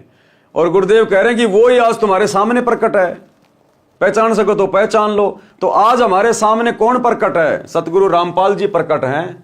तो कौन हुए सतगुरु रामपाल जी? वो ही गरीबदास जी के गुरु, वही कबीर परमात्मा है, यही है जिंदा बाबा। अब इससे ज्यादा गुरु जी और कैसे समझाएंगे? अरे गरुड़ को तो इतना भी नहीं बताया कि मैं परमात्मा हूं। गरुड़ तो केवल उनके ज्ञान को सुनकर समझ गया कि ये ज्ञान जो ब्रह्मा विष्णु महेश को भी नहीं है, जिनको पूरी दुनिया भगवान मान के पूज रही है, जो उनकी भी जन्म और मृत्यु को बता दे और सतलोक का ज्ञान दे दे, अमरलोक का ज्ञान दे दे, भाई वो तो खुद सृष्टि को रचने वाला ही हो सकता है। और हम रहे गधे के गधे, बिचली पीढ़ी वाले। आज भी उस कागज के टुकड़े को, नकली कबीर की दाढ़ी मूंछ वाली फोटो को भगवान मान के पूज रहे। फूटे भाग मारे। जिंदा कबीर सामने खड़ा है और मुर्दा कबीर को पूज रहे हैं। जून के महीने में कबीर प्रकट दिवस मना के। अरे जिंदा को पूजो, सतगुरु रामपाल जी को पूजो, और कैसे कहेंगे कि मैं परमात्मा हूं? तो क्या कहा गरुड़ जी ने? गरुड़ ने अपने भाग्य को सराहा और कहा कि जो देव सृष्टि की रचना ब्रह्मा विष्णु महेश तथा दुर्गा देवी तथा निरंजन तक की उत्पत्ति जानता है, वह ही रचनहार परमेश्वर है। यानी वो ही सारी सृष्टि को रचने वाला परमेश्वर है। आज तक किसी ने ऐसा ज्ञान नहीं बताया। क्या आज तक किसी ने ऐसा ज्ञान बताया धरती पर? सतयुग से लेकर वर्तमान समय तक नहीं बताया। यदि किसी जीव को पता होता, चाहे वह ऋषि महर्षि भी है, तो अवश्य कथा करता। मैंने बड़े बड़े मंडलेश्वरों के प्रवचन सुने हैं। कौन कह रहा है? गरुड़ जी। किसी के पास ये ज्ञान नहीं है। क्या धरती पर आज सतगुरु रामपाल जी के अलावा किसी भी आचार्य, शंकराचार्य, मंडलेश्वर के पास ये ज्ञान है? नहीं है। तो गुरुदेव हमारी आंखें खोल रहे हैं इस प्रकार की बातें बोलकर कि नादानों, आज तुम्हारे गुरु के अलावा धरती पर यह ज्ञान किसी मंडलेश्वर के पास नहीं है, किसी आचार्य शंकराचार्य के पास नहीं है। तो तुम भी गरुड़ की तरह अपनी आंखें खोलो और अपने गुरु को परमात्मा मानो, हृदय से स्वीकार करो। इनको वेदों तथा गीता का भी ज्ञान नहीं है। किनको? मंडलेश्वरों को। आप स्वयं को छुपाए हुए हो। गरुड़ क्या बोला? आप स्वयं को छुपाए हुए हो। इसी प्रकार कबीर परमात्मा सतगुरु रामपाल जी ने वर्तमान कलयुग की पिछली पीढ़ी में अपने आप को छुपा रखा है। इसलिए गुरुदेव कहते हैं कि मैं तो कबीर जी का दास हूं, कबीर जी का भेजा हुआ प्रतिनिधि हूं। तो आप और हमारी आंखें खोलने के लिए गुरुदेव ये बातें लिख रहे हैं यहां पर कि नादानो, अब तो समझो कम से कम। अरे पक्षी भी समझ गए, तुम इंसान होके नहीं समझ पा रहे कि तुम्हारा गुरु क्यों अपने आप को सन 1994 से कबीर का दास कहकर खुद को छुपाकर तुम्हारे को सत्संग दे रहा है। तो गरुड़ बोला, आप स्वयं को छुपाए हुए हो, मैंने आपको पहचान लिया है। क्या कह रहे हैं? मैंने आपको पहचान लिया है, कृपया करके मुझे शरण में ले लो परमेश्वर। सबने पहचान लिया, बस हम ही निकम्मे बच गए। अरे 300 साल पहले अर्जुन सर्जुन ने भी पहचान लिया अपने गुरु को। जब वही कबीर जी गरीबदास जी के रूप में आए तो अर्जुन सर्जुन ने भी पहचान लिया था। लेकिन आप और हम निकम्मे नहीं पहचान रहे। 90% अभी भी केवल चंद आत्माओं ने, सत्सेवकों ने पहचाना है। 650 साल पहले अर्जुन सर्जुन के गुरु थे कबीर जी, और किसी कारण से वो रह गए। जब उनकी परीक्षा हुई वो फेल हो गए। तो गुरुदेव ने कहा कि तुम मेरे इस शरीर से पार नहीं हो सकते, अब तुम 250 साल इंतजार करो, और 250 साल के बाद ऐसे ऐसे मैं गरीबदास जी के रूप में आऊंगा, उस समय तुम्हें अपनी शरण में लूंगा। तो 650 साल पहले मगर से परमात्मा तो चले गए, अर्जुन सर्जुन रह गए। परमात्मा ने उनको लंबी उम्र का आशीर्वाद दे दिया था, 250 साल तक वो जीवित रहे। फिर जब गरीबदास जी के रूप में वही कबीर परमात्मा छुड़ानी में प्रकट हुए, छुड़ानी में आए, उस समय शौपन के माध्यम से उन्होंने अर्जुन सर्जुन को बताया कि मैं आ चुका हूं, तुम आ जाओ, दीक्षा ले लो। उसके बाद अर्जुन सर्जुन छुड़ाने में गए और उन्होंने गरीबदास जी से दीक्षा ली। और उसके बाद परमात्मा ने क्या लिखा शब्द में, अर्जुन सर्जुन ने पहचान लिया, छुड़ानी में दर्शन आन किया। कि अर्जुन सर्जुन ने गरीबदास जी के रूप में अपने कबीर गुरुजी को पहचान लिया कि ये तो हमारे गुरुजी हैं, कबीर जी जो गरीबदास जी के रूप में आ गए। अरे तो अर्जुन सर्जुन ने भी पहचान लिया अपने गुरुजी को जब दूसरी बार आया गुरुजी उनके सामने। और अब दूसरी बार हमारे सामने आए हैं गुरुजी, वही कबीर भगवान सतगुरु रामपाल जी। हम नहीं पहचान पा रहे, अर्जुन सर्जुन ने पहचान लिया, गरुड़ पक्षी ने पहचान लिया, तो हम कौन से दिन पहचानेंगे फिर? तो भाई और बहनों, पहचानेगा वही जो बिरला होंगे। दास गरीब कहर नर लोई, और भाई सतगुरु को चीने यानी पहचाने बिरला कोई। हर किसी के बस की बात नहीं है, और उसके लिए भाई साथ संगति से जुड़ना पड़ेगा सतगुरु को पहचानने के लिए परमात्मा के रूप में। अर्जुन सर्जुन ने पिछान लिए, छुड़ानी में दर्शन किए। अर्जुन सर्जुन ने पहचान लिया, छुड़ानी में दर्शन किए।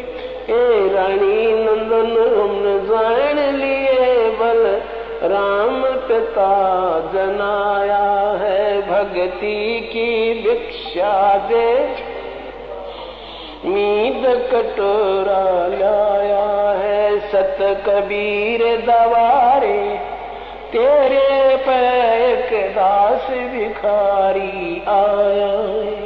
तो क्या कहा गरुड़ जी ने, आप स्वयं को छुपाए हुए हो, मैंने आपको पहचान लिया है, कृपया मुझे शरण में ले लो परमेश्वर। परमेश्वर कबीर जी ने गरुड़ से कहा कि आप पहले अपने स्वामी श्री विष्णु जी से आज्ञा ले लो कि मैं अपना कल्याण कराना चाहता हूं। एक महान संत मुझे मिले हैं, मैंने उनका ज्ञान सुना है, यदि आज्ञा हो तो मैं अपना कल्याण करा लूं। मैं आपका दास नौकर हूं, आप मालिक हैं, हमें सब समय इकट्ठा रहना है। यदि मैं छिपकर दीक्षा ले लूंगा तो आपको दुख होगा। गरुड़ ने ऐसा ही किया, विष्णु जी से सब बात बताई। श्री विष्णु जी ने कहा, मैं आपको मना नहीं करता, आप स्वतंत्र हैं, आपने अच्छा किया, सत्य बता दिया, मुझे कोई ऐतराज नहीं है। हे धर्मदास, मैंने गरुड़ को प्रथम मंत्र दीक्षा 5 नाम कमलों को खोलने वाले प्रत्येक देव की साधना के नाम दीक्षा दी। गरुड़ देव ने कहा कि हे गुरुदेव, ये मंत्र तो इन्हीं देवताओं के हैं, ये तो इन्हीं ब्रह्मा विष्णु महेश के मंत्र हैं, अमर पुरुष का मंत्र तो है ही नहीं। परमेश्वर कबीर जी ने कहा कि ये इनकी पूजा के मंत्र नहीं है, यानी मैंने तुझे जो 5 मंत्र दिए हैं ब्रह्मा विष्णु महेश के, ये इनकी पूजा के मंत्र नहीं है, ये इन देवताओं को अपने अनुकूल करके इनके जाल से छूटने की चाबी है, इनके वशीकरण मंत्र हैं ये देवता हमें यहाँ की भौतिक सुख सुविधा प्रदान करते रहेंगे यदि हम इनके नाम का जाप करते रहेंगे, तो इनकी साधना करते रहेंगे। तो जैसे मजदूर अगर मजदूरी करता रहेगा, फैक्ट्री में काम करेगा, तो मालिक मजदूरी देता रहेगा। हम उस मालिक की पूजा नहीं कर रहे, हम तो मेहनत कर रहे हैं और मेहनत के बदले हमें वो पैसा दे रहा है। तो गुरुदेव ने कहा कि ये 5 मंत्र इन देवी देवताओं के जो मैंने तुम्हें दिए हैं, ये इनकी पूजा नहीं है, ये इनकी साधना है। साधना में पूजा में रात दिन का अंतर होता है। ये इनके वशीकरण मंत्र हैं। जैसे भैंसे को आकर्षित करने के लिए यदि उसको भैंसा भैंसा करते हैं तो वह आवाज करने वाले की ओर देखता तक नहीं। जैसे कुत्ते को कुत्ता कुत्ता कहेंगे वो नहीं देखेगा, भैंसे को भैंसा भैंसा कहेंगे वो नहीं देखेगा। अगर उनसे लाभ लेना है, उनको वश में करना है, आकर्षित करना है, तो उनका एक मूल मंत्र है, बीज मंत्र है। भैंसे को धीरे से कह दो, उर्र, तुरंत कान खड़े करके देखेगा कौन पुकारा मुझे, क्योंकि उस शब्द से वो आकर्षित होता है, वो उसका बीज मंत्र है। कुत्ते को कुत्ता कुत्ता कहो, कोई असर नहीं पड़ेगा। धीरे से बोल दो त्योल त्योल, तुरंत आपकी तरफ आकर्षित हो जाएगा, पूंछ हिलाने लग जाएगा, क्योंकि वो मजबूर है उस मंत्र के वशीभूत होकर आपके निकट आने के लिए। तो गुरुदेव ने कहा कि वैसे तुम जय गणेश देवा, जय दुर्गा, ओम नमः विष्णु देवाय नमः, ओम नमो विष्णु देवाय नमः, तुम कितना ही करते रहो, ये तो खाली इनके शरीर के नाम है, इनकी पहचान है, इनके मूल मंत्र अलग हैं जो मैंने तुम्हें दे दिए 5 मंत्र के रूप में। जब तुम इनका जाप करोगे तो ये तुरंत आकर्षित होंगे, लाभ देने के लिए मजबूर हो जाएंगे, ये तुम्हारी सुरक्षा करने के लिए। तो वो 5 मंत्र जो गरुड़ जी को दिए, वही 5 मंत्र तो आप और हम भगत भाई बहनों को गुरुदेव दीक्षा में दे रहे हैं। हमें तो वरन उससे 2 मंत्र और ज्यादा दे रहे हैं गुरुदेव, हमें तो 7 मंत्र दे रहे हैं। गरुड़ को तो केवल 5 ही मंत्र दिए थे, क्योंकि उस योनि में मोक्ष नहीं हो सकता। मोक्ष के लिए तो धरती पर मनुष्य शरीर स्त्री या पुरुष का प्राप्त करना पड़ेगा। तो केवल गरुड़ के अंदर भक्ति का बीज डालने के लिए, उसकी उस योनि को छुड़वाकर उसको मनुष्य योनि देने के लिए और आगे की पूरी भक्ति देने के लिए परमात्मा ने उसको शरण में लिया था।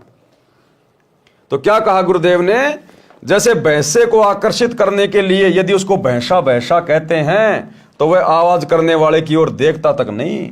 जब उसका वशीकरण नाम पुकारा जाता है हुर्र, तो वह तुरंत प्रभाव से सक्रिय हो जाता है, आवाज करने वाले की ओर दौड़ा आता है। आवाज करने वाला व्यक्ति उससे अपनी भैंस को गर्भ धारण करवाता है।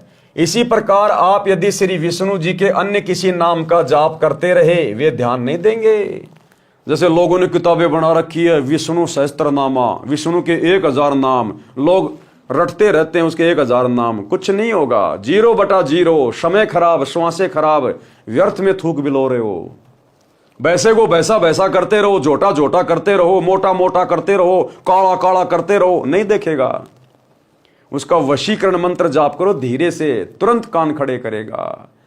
तो इन देवी देवताओं के नाम की कितनी माला फेरते रहो भाई और बहनों, मंदिरों में मस्जिदों में जाते रहो, तीर्थों में जाते रहो। 0/0, समय खराब, धन खराब, श्वासें बर्बाद। अगर वास्तव में लाभ चाहते हो इन देवी देवताओं से जो ये दे सकते हैं अपने स्तर का, तो भी आपने अधिकारी गुरु से इनके मंत्र लेने पड़ेंगे। और अधिकारी गुरु वर्तमान में धरती पर एकमात्र सतगुरु रामपाल जी हैं, इनके अलावा कोई दीक्षा देने का अधिकारी नहीं है। इसी प्रकार आप यदि श्री विष्णु जी के अन्य किसी नाम का जाप करते रहें, वे ध्यान नहीं देंगे। जब आप इस मंत्र का जाप करोगे तो विष्णु देव जी तुरंत प्रभावित होकर साधक की सहायता करते हैं। वे देवता तीनों लोकों पृथ्वी, स्वर्ग तथा पाताल के प्रधान देवता हैं। ये केवल संस्कार कर्म लिखा ही दे सकते हैं। ब्रह्मा विष्णु महेश अपनी तरफ से ना किसी का अच्छा कर सकते, ना किसी का बुरा कर सकते। ये तो बेचारे नौकर हैं, ये तो काल के अधीन होकर अपना कार्य कर रहे हैं। देवी पुराण में 3रे स्कंद में खुद श्री विष्णु जी स्वीकार कर रहे हैं कि हमें तो हर प्रकार से देवी के अधीन होकर कार्य करना पड़ता है। तो ये किसी का कुछ नहीं कर सकते, ना भला ना बुरा। इनको ऊपर से जो आदेश आता है ये केवल उतना ही कर सकते हैं। जैसे मैनेजर अपनी जेब से किसी को तनख्वाह नहीं दे सकता, ना किसी की तनख्वाह को काट सकता।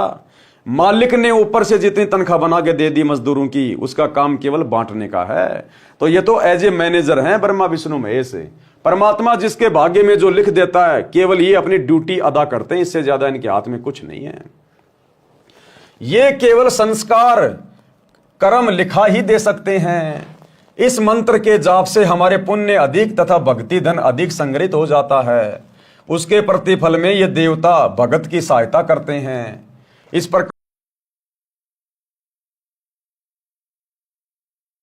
साधना कर रहे हैं, इनके मंत्रों का जाप कर रहे हैं। जैसे हमने जमीन से हैंडपंप के माध्यम से जल निकालना है, तो हम प्रयत्न तो कर रहे हैं उस वाटर के लिए, जल के लिए, लेकिन हम साधना किसकी कर रहे हैं? उसकी हैंडपंप की। हैंडपंप को ऊपर नीचे कर रहे हैं, ऊपर नीचे कर रहे हैं। तो हम हैंडपंप की पूजा नहीं कर रहे, हम तो हैंडपंप से काम ले रहे हैं। हम तो हैंडपंप से काम ले रहे हैं ताकि पानी निकल जाए। जब पानी मिल जाएगा फिर छोड़ देंगे हैंडपंप को, कोई लेना देना नहीं, अब तू अपना काम कर।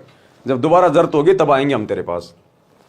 जैसे अपने को आम खाने हैं तो पहले मेहनत मजदूरी नौकरी करेंगे, धन मिलेगा तो आम खाने को मिलेगा।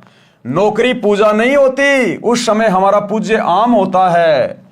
पूज्य की प्राप्ति के लिए किया गया प्रयत्न नौकरी है। इसी प्रकार अपने पूज्य परमेश्वर कबीर जी हैं। हमारे पूज्य परमेश्वर कौन है? कबीर जी, जो कि सतगुरु रूप में धरती पे आते हैं। गुरु ही भगत का पूज्य देव होता है। इसी प्रकार अपने पूज्य परमेश्वर कबीर जी हैं तथा अमर लोक है, उसके लिए हम श्री ब्रह्मा, श्री विष्णु, श्री शिव जी, श्री गणेश तथा श्री दुर्गा जी की मजदूरी करते हैं, साधना करते हैं, पूजा परमेश्वर की करते हैं। पूजा किसकी करते हैं? परमेश्वर की। गरुड़ जी बड़े प्रसन्न हुए और इस अमृत ज्ञान की चर्चा हेतु श्री ब्रह्मा जी से मिले। अब गरुड़ जी ने देखा, रे भैया इतना बढ़िया ज्ञान मिल गया, क्यों ना इन ब्रह्मा विष्णु महेश को भी बताएं, ये भी भूले बैठे हुए हैं, ये भी अपना आत्म कल्याण करवा लें। क्योंकि जिस व्यक्ति को प्रथम बार ये ज्ञान सुनने को मिलता है और समझ में आ जाता है, उसकी कोशिश होती है कि मैं सबको बता दूं, अपने भाइयों को बता दूं, बहनों को बता दूं, गांव वालों को बताऊं, रिश्तेदारों को बताऊं। तो गरुड़ जी तुरंत गए श्री ब्रह्मा जी के पास में कि ब्रह्मा जी को ये ज्ञान जाके बताता हूं। उनको बताया कि मैंने एक महर्षि से अद्भुत ज्ञान सुना है, मुझे उनका ज्ञान सत्य लगा है। उन्होंने बताया कि आप ब्रह्मा जी, विष्णु तथा शिव नाशवान हैं, यानी आप तो जन्मते और मरते हैं, आप परमात्मा नहीं हैं, पूर्ण करतार नहीं हो, आप केवल भाग्य में लिखा ही दे सकते हो, आप किसी की आयु वृद्धि नहीं कर सकते, आप किसी के कर्म कम अधिक नहीं कर सकते। पूर्ण परमात्मा तो आप लोगों से अन्य है, अमर लोक में रहता है, वह पाप कर्म काट देता है, वह मृत्यु को टाल देता है, आयु भी बढ़ा देता है। प्रमाण भी वेदों में बताया है। ऋग्वेद मंडल 10 सूक्त 161 मंत्र 2 में कहा है कि रोगी का रोग बढ़ गया है, वह मृत्यु को प्राप्त हो गया है, तो भी मैं उस भगत को मृत्यु देवता से छुड़वा लाऊं, उसको नव जीवन प्रदान कर देता हूं, उसको पूर्ण आयु जीने के लिए देता हूं। आज हमें वही परमात्मा मिला हुआ है भाई और बहनों। ये सतगुरु रामपाल जी भगवान वही अमर पुरुष है, वही कबीर भगवान है जो मृत्यु को भी टाल दे, मर जाए तो धर्मराज के दरबार से उस जीव आत्मा को छुड़वा कर ले आए। ये समर्थ भगवान है स्वयं। ऋग्वेद मंडल 10 सूक्त 161 मंत्र 5 में कहा है कि हे पुनर्जन्म प्राप्त प्राणी, तू मेरी भक्ति करते रहना, यदि तेरी आंखें भी समाप्त हो जाएंगी तो तेरी आंखें स्वस्थ कर दूंगा। अब बताओ, आश्रमों में आंखों का कैंप लगाया जा रहा है। अरे जो परम संत धरती पर प्रकट है वही कबीर भगवान है, जो अपने भगत को गारंटी दे रहा है कि तू मर्यादा में रह के मेरी भक्ति करता रहे, तेरी आंखें भी चली जाएंगी तो भी मैं वापस ठीक कर दूंगा। और उसी परम संत के आश्रम में आंखों का कैंप लगाया जा रहा है। अरे आंखें खराब हैं तो दुनिया भर के हॉस्पिटल बाहर हैं आंखों के, वहां जाके मर लो। भगवान की क्यों बेइज्जती कर रहे हो, क्यों निंदा कर रहे हो, उनका नाम क्यों बदनाम कर रहे हो? हे पुनर्जन्म प्राप्त प्राणी, तू मेरी भक्ति करते रहना, यदि तेरी आंखें भी समाप्त हो जाएंगी तो तेरी आंखें स्वस्थ कर दूंगा, तेरे को मिलूंगा भी, यानी मैं तेरे को प्राप्त भी होऊंगा, यानी तेरा मोक्ष भी होगा। ब्रह्मा जी को वेद मंत्र कंठस्थ हैं, तुरंत समझ गए, परंतु संसार में लोकवेद के आधार से ब्रह्मा जी अपने आप को प्रजापति यानी सबकी उत्पत्ति कर्ता मान रहे थे। वेदों को कंठस्थ याद कर लेना भिन्न बात है और वेद मंत्रों को समझना विशेष ज्ञान है। मान बढ़ाई वश होकर ब्रह्मा जी ने कहा कि वेदों का ज्ञान मेरे अतिरिक्त विश्व में किसी को नहीं है, इन मंत्रों का अर्थ गलत लगाया है। कबीर परमेश्वर ने ऐसे व्यक्तियों के विषय में कहा है कि अब बताओ भाई, जब ब्रह्मा जी ने देख लिया, समझ लिया कि बात बिल्कुल सही कह रहा है गरुड़, ऐसा ही लिखा है, फिर भी मान बढ़ाई में आके कह रहा कि नहीं नहीं, मेरे अलावा वेदों का किसी को अर्थ नहीं है, जिसने बताया वो गलत कह रहा है। तो बताओ ये वर्तमान के छोटे मोटे पंडित आचार्य शंकराचार्य ये इतनी जल्दी कैसे स्वीकार करेंगे? इनमें भी तो मान बढ़ाई कूट कूट के भरी है, वंशज तो उसी के हैं ब्रह्मा जी के। तो जब इनका वंशज ही इतना बड़ा झूठा है तो ये वर्तमान वाले इतनी जल्दी कैसे स्वीकार करेंगे? तो ऐसे मान बढ़ाई के भूखे लोगों के विषय में, देवी देवताओं के विषय में कबीर परमेश्वर ने क्या लिखा है? कबीर जान बूझ सांची तजे और करे झूठ से ने, ऐसे लोगों की संगत है प्रभु शौपन में भी ना दे। कि ऐसे निकम्मों के तो शौपन में भी दर्शन नहीं होने चाहिए जो जानबूझ के बकवाद करते हैं। कबीर परमेश्वर जी ने कहा कि जो व्यक्ति प्रमाण आंखों देखकर भी झूठ को ही आधार मानता है, उस व्यक्ति से तो परमात्मा शौपन में भी ना मिलाना। वो इतना दुष्ट है, उससे ज्ञान चर्चा करना व्यर्थ है। ब्रह्मा जी गरुड़ जी के वचन सुनकर अति क्रोधित हुए और कहा कि तेरी पक्षी वाली बुद्धि है, तेरे को कोई कुछ कह दे उसी की बातों पर विश्वास कर लेता है। वो ब्रह्मा जी वापस गरुड़ जी को धमकाने लग गया कि तेरी तो ये पक्षियों वाली बुद्धि है, तेरे को कोई कैसा कह दे तू वैसा ही मान लेता है। तेरी तो पक्षी वाली बुद्धि है, तेरे को कोई कुछ कह दे उसी की बातों पर विश्वास कर लेता है। तेरे को अपनी अकल नहीं है, यानी गरुड़ तेरे अंदर दिमाग नहीं है। ब्रह्मा जी ने उसी समय विष्णु, महेश, इंद्र तथा सब देवताओं व ऋषियों को बुला लिया। ब्रह्मा जी ने देखा ये बात तो फैलेगी धीरे धीरे, और बात फैलेगी तो हमारी महिमा कम हो जाएगी।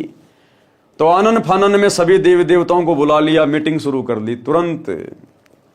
क्योंकि भाई और बहनों, देवी देवताओं की जो विज्ञान है, जो टेक्निक है, वो धरती की विज्ञान से लाखों गुना ज्यादा सुपीरियर है। वहां पर मैसेज नहीं करने पड़ते, फोन नहीं करने पड़ते, वहां पे सारे के सारे काम मानसिक रूप से होते हैं। तुरंत सबके मन में जो है वो प्रेरणा हो जाती है, सेकंड में वहां पे सिद्धियां होती हैं, और तुरंत सेकंडों में सभी वहां पर इकट्ठे हो जाते हैं, वो प्रकट हो जाते हैं। चाहे लाखों, चाहे 33 करोड़ देवी देवता 2 सेकंड में इकट्ठे हो जाते हैं। वहां का सिस्टम ऐसा ही है। जैसे आजकल आप जी देख रहे हो, बहुत सारी कंपनियां हैं जो कि बल्क में मैसेज भेजती हैं। वो आपका कोई भी संदेशा चाहो तो 1 करोड़ लोगों को एक बार में बटन दबाते ही सबके मोबाइल पे मैसेज आ जाएगा। जैसे कंपनियां क्या करती हैं, अपने एयरटेल का रिचार्ज, जियो का रिचार्ज, सबके मोबाइलों में उनके मैसेज आते हैं, आपको ये ऑफर दिया जा रहा है। वो सबको एक साथ भेजते हैं, मैसेज टाइप करके एक बटन दबाते हैं अपनी वेबसाइट में। जितने भी लोगों ने वो सिम ले रखी है, सबके मोबाइल पे तुरंत घंटियां बजनी शुरू हो जाती है। तो जब यहां इस गंदे लोक में इस विज्ञान के माध्यम से ऐसा थोड़ा बहुत हो सकता है, तो देवताओं की विज्ञान तो लाखों गुना ज्यादा उत्तम है यहां की विज्ञान से। और देवताओं की विज्ञान से भी करोड़ों गुना ज्यादा उत्तम विज्ञान है सतलोक की, परमात्मा की। तो ब्रह्मा जी ने उसी समय विष्णु, महेश, इंद्र तथा सब देवताओं व ऋषियों को बुला लिया कि भैया ये तो बेइज्जती हो जाएगी अगर पोल पट्टी खुल गई तो। सभा लग गई। ब्रह्मा जी ने उनको बुलाने का कारण बताया कि गरुड़ आज नई बात कर रहा है कि ब्रह्मा, विष्णु, महेश नासवान है, पूर्ण परमात्मा कोई अन्य है, वह अमरलोक में रहता है, तुम करता नहीं हो। ये बात सुनकर श्री विष्णु जी तथा श्री शिव जी बहुत नाराज हुए, क्रोधित हो गए, और गरुड़ को ब्रह्मा वाले उलाहने देने लगे, यानी बुरा भला कहने लगे, उसको दोषी साबित करने लगे। फिर सबने मिलकर निर्णय लिया कि माता दुर्गा जी से सत्य जानते हैं। सब मिलकर माता के पास गए, यही प्रश्न पूछा, क्या हमारे यानी ब्रह्मा, विष्णु तथा शिव से अन्य कोई पूर्ण प्रभु है? क्या हम नाशवान हैं? माता ने 2 टूक जवाब दिया कि तुमको यह गलतफहमी कब से हो गई कि तुम अविनाशी तथा जगत के कर्ता हो। अब उनकी माता जी ने भी उनको 2 टूक में जवाब दे दिया कि गरुड़ सही तो कह रहा है, तुम कब से अपने आप को भगवान मानने लग गए? तुम कब से अपने आप को जगत के कर्ता धर्ता मानने लग गए? बेचारों का मुंह उतर गया तीनों का।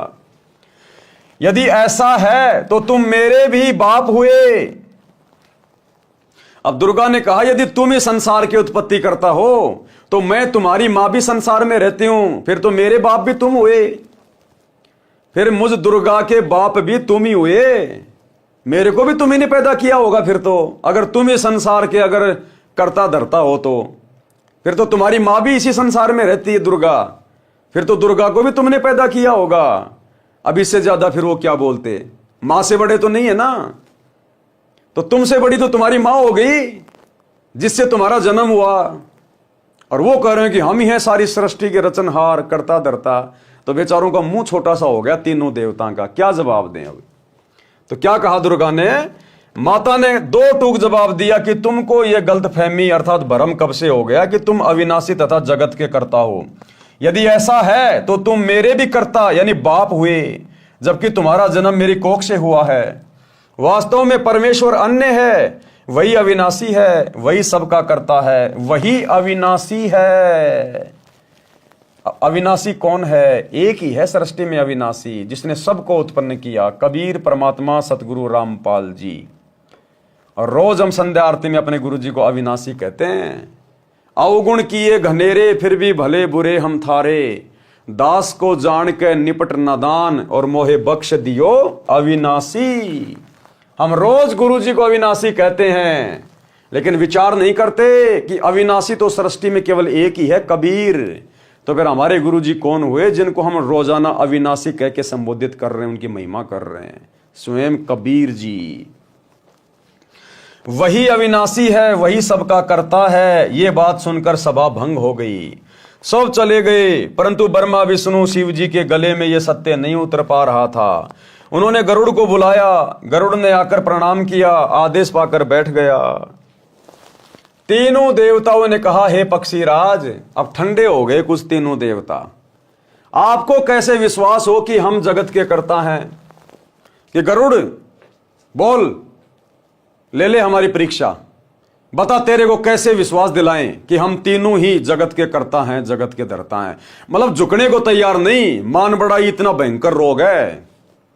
सारी सच्चाई जान ली, ब्रह्मा जी ने वेदों में देख लिया और दुर्गा ने बता दिया कि तुम काहे के भगवान हो। फिर भी मान बड़ाई नहीं छूट रही, अपने आप को भगवान मान के बैठे हुए हैं और कह रहे हैं, गरुड़ बता तेरे को कैसे विश्वास हो कि हम परमात्मा हैं। गरुड़ जी उठकर मेरे पास यानी कबीर जी के पास आए। अब गरुड़ जी तीनों देवताओं की बात सुन के कहां आए? कबीर परमात्मा सतगुरु रामपाल जी के पास आए, क्योंकि गुरु जी ने बता दिया था कि बेटा मैं वहां रहता हूं, कभी कोई बात हो जाए तो वहां आ जाना मेरे पास में। मालिक को तो पता था कि आग लगेगी तीनों देवताओं को। गरुड़ जी उड़कर मेरे पास यानी कबीर जी के पास आए तथा सब वृत्तांत बताया, सारी बातें बताई। तब मैंने कहा कि बंग देश, वर्तमान में बांग्लादेश में एक ब्राह्मण का 12 वर्षीय बालक है, उसकी आयु समाप्त होने वाली है, वह कुछ दिन का मेहमान है। मैंने उस बालक को शरण में लेने के लिए ब्रह्मा विष्णु शिव की स्थिति बताई जो गरुड़ तेरे को बताई है। उस बालक ने बहुत विवाद किया और मेरे ज्ञान को नहीं माना। तब मैंने उस बालक से कहा कि तेरी आयु 3 दिन शेष है, यदि तेरे ब्रह्मा विष्णु शिव समर्थ हैं तो अपनी रक्षा कराओ। मैं इतना कहकर अंतर्ध्यान हो गया। बालक बेचैन है, उस बालक को लेकर देवताओं के पास जाओ, उनसे कुछ बनना नहीं है, फिर आप मेरे से ध्यान से बातें करना, मैं तेरे को आगे क्या करना है वो बताऊंगा। सारी कहानी परमात्मा ने पहले से सेट कर रखी थी। मालिक को पता था कि ब्रह्मा विष्णु महेश के तन बदन में आग लगेगी और मान बढ़ाई की खुजली इतनी जल्दी समाप्त नहीं होती है। तो गरुड़ जी तुरंत गए अपने गुरु जी के पास, कबीर जी के पास, सतगुरु रामपाल जी के पास, और कहा कि भगवान ऐसी ऐसी बात है, लोहा गर्म है, हथौड़ा मारने की जरूरत है। वो कह रहे हैं कि गरुड़ हमारी परीक्षा ले लो, हम तीनों देवताओं की, हम परमात्मा है, हम जो चाहे सो कर सकते हैं।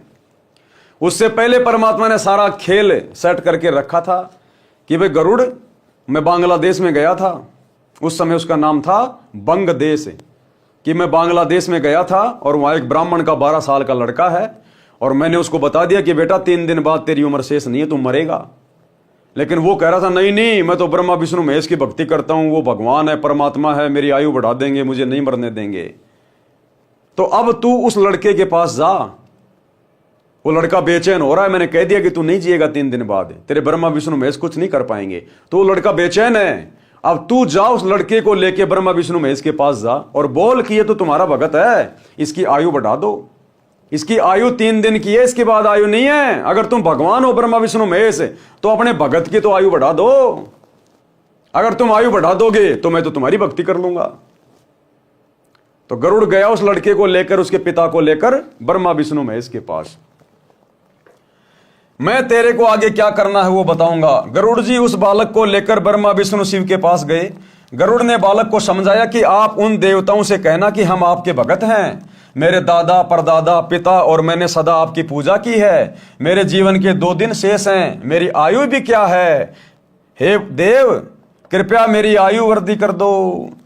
बच्चे ने यही विनय की तो तीनों ने कोशिश की परंतु व्यर्थ। अब तीनों देवताओं ने अपने झाड़े झपाड़े मंत्र संत्र बोले लेकिन उसके भाग्य में कोई परिवर्तन नहीं हुआ, उसकी आयु 2 दिन बाद ही दिखाई दे रही थी। फिर विचार किया कि धर्मराज जो कि न्यायाधीश है, सबका लेखा जोखा करता है, उसके पास चलते हैं, सबका हिसाब यानी अकाउंट उसी के पास है, उससे वृद्धि करा लेते हैं। ये विचार करके सब के सब धर्मराज के पास गए। उनसे तीनों देवताओं ने कहा कि पहले तो ये बताओ कि इस ब्राह्मण बच्चे की कितनी आयु शेष है। तीनों गए वहां पर और कहा कि धर्मराज पहले तो तेरे कागजों में देख के ये बता इस लड़के की उम्र कितनी है। तो धर्मराज ने देखकर बता दिया कि भैया 2 दिन की आयु बचती है इसकी। तो सबको दृढ़ विश्वास हो गया कि हाँ, इस बच्चे की इसके बाद आयु नहीं है। धर्मराज ने रजिस्टर में देखकर बताया कि कल इसकी मृत्यु हो जाएगी। तीनों देवताओं ने कहा कि आप इस बच्चे की आयु वृद्धि कर दो। घर की खेती समझ रखी थी ब्रह्मा विष्णु महेश ने बिना ज्ञान के कि जैसा हम कहेंगे वैसा ही हो जाएगा। अपने आप को भगवान मान रहे थे। तो तीनों ने कहा कि धर्मराज, हमारा आदेश है, आप इस बच्चे की आयु बढ़ा दो। और धर्मराज बोला, भगवान ये मेरे बस का सौदा नहीं है, ना मैं किसी की आयु घटाता ना मैं किसी की बढ़ाता। मेरे पास तो ऊपर से पूर्ण परमात्मा से मेरी डायरी में जो लिख के आता है मैं तो उसी के अनुसार सबका लेखा जोखा करता हूं। मेरे अधिकार में नहीं है किसी की उम्र बढ़ाना या घटाना। अब ऊपर से लिख के कौन भेजता है? ये कबीर भगवान सतगुरु रामपाल जी धर्मराज को ये देता है। भाई सब जीवों का अकाउंट इस परमात्मा के पास में है, क्योंकि सब आत्मा इसी की हैं, बाकी सब नौकर हैं। यहाँ सत का राज धर्म राय कर ही अपना किया सवै दंड भरी। ये किसी की भाग्य में कम ज्यादा नहीं कर सकता धर्मराज। धर्मराज ने रजिस्टर देखकर बताया कि कल इसकी मृत्यु हो जाएगी। तीनों देवताओं ने कहा कि आप इस बच्चे की आयु वृद्धि कर दो। धर्मराज ने कहा यह असंभव है। तीनों ने कहा कि हम आपके पास बार बार नहीं आते, आज इज्जत बेइज्जती का सवाल है। अब ब्रह्मा विष्णु महेश बोले, रे भाई हमारी क्यों खड़ी खड़ी बेइज्जती करवा रहा है? हम हमेशा थोड़ी आते हैं तेरे दरबार में, कभी कभार आते हैं, आज तो हमारी इज्जत रख ले। बोले भैया चाहे इज्जत हो चाहे बेइज्जती हो, ये मेरे बस की बात है ही नहीं। हमारे आए हुओं की इज्जत तो रख लो। धर्मराज ने कहा कि एक पल भी न बढ़ाई जा सकती है न घटाई जा सकती है। यदि आप अपनी आयु इसको दे दो तो वृद्धि कर सकता हूं। कि भैया मैंने तो पूर्ति करनी पड़ती है, तुम्हारे में से कोई अपना जीवन दे दो, ब्रह्मा विष्णु महेश में से हैं, और मैं इस बच्चे की आयु बढ़ा दूंगा। मैंने तो हिसाब किताब भैया पूरा करना पड़ता है। अब अपनी उम्र कौन दे? ये सुनते ही सबकी हवा निकल गई। उस समय कहने लगे कि ये तो परमेश्वर ही कर सकता है। अब तीनों देवता क्या कहने लगे कि भाई ये तो भगवान ही कर सकता है। अब इनको भगवान नजर आने लग गया कहीं और, पहले अपने आप में भगवान बने फिर रहे थे। उस समय कहने लगे कि यह तो परमेश्वर ही कर सकता है। वहां से तुरंत चल पड़े और गरुड़ से कहा कि कोई और समर्थ शक्ति है तो तुम इसकी आयु बढ़वाकर दिखा दो। अब ब्रह्मा विष्णु महेश फिर भी नहीं माने और कहा भाई गरुड़, अगर कोई और भगवान है ना हमारे से बड़ा तो उससे इसकी आयु बढ़ा के दिखा दे हमें। गरुड़ ने कबीर जी से ध्यान द्वारा टेलीफोन से, यानी संतों का टेलीफोन होता है उनका ध्यान, संपर्क किया। परमेश्वर कबीर जी ने ध्यान द्वारा बताया कि आप इसके लिए मानसरोवर से जल ले आओ, वहां एक श्रवण नाम का भगत मिलेगा, उसको मैंने सब समझा दिया है, आप अमृत ले आओ। गरुड़ जी ने जैसी आज्ञा हुई वैसा ही किया। अमृत लाकर उस बच्चे को पिला दिया। उस बालक के पास में मैं गया, गरुड़ ने उसे सब समझा दिया कि अमृत तो बहाना है, ये स्वयं परमेश्वर हैं, इन्होंने जल मंत्रित करके दिया था। अब भाइयों और बहनों, नाम दीक्षा के समय हमें जो मंत्रित जल मिलता है एक बार, वो है वो जल। उस जल के पीने मात्र से उस बच्चे की परमात्मा ने आयु एक्सटेंड कर दी। और वो जल हम भगत भाई बहन रोजाना चरणामृत के रूप में अपने घर पर पी रहे हैं रोजाना। यही है वो समर्थ परमात्मा जिन्होंने जल मंत्रित करके दिया था अपनी वचन शक्ति से। जो जल हमें प्रथम बार नाम दीक्षा के समय मिलता है, प्रथम दीक्षा के समय जो जल पिया जाता है वो मंत्रित होता है गुरुदेव भगवान की वचन शक्ति से। और उसके बाद हमें रोजाना घर पर अलग से चरणामृत दिया जाता है पीने के लिए, एक छोटी सी शीशी में, जिसको आगे से आगे हम पानी डाल के बढ़ाते रहते हैं।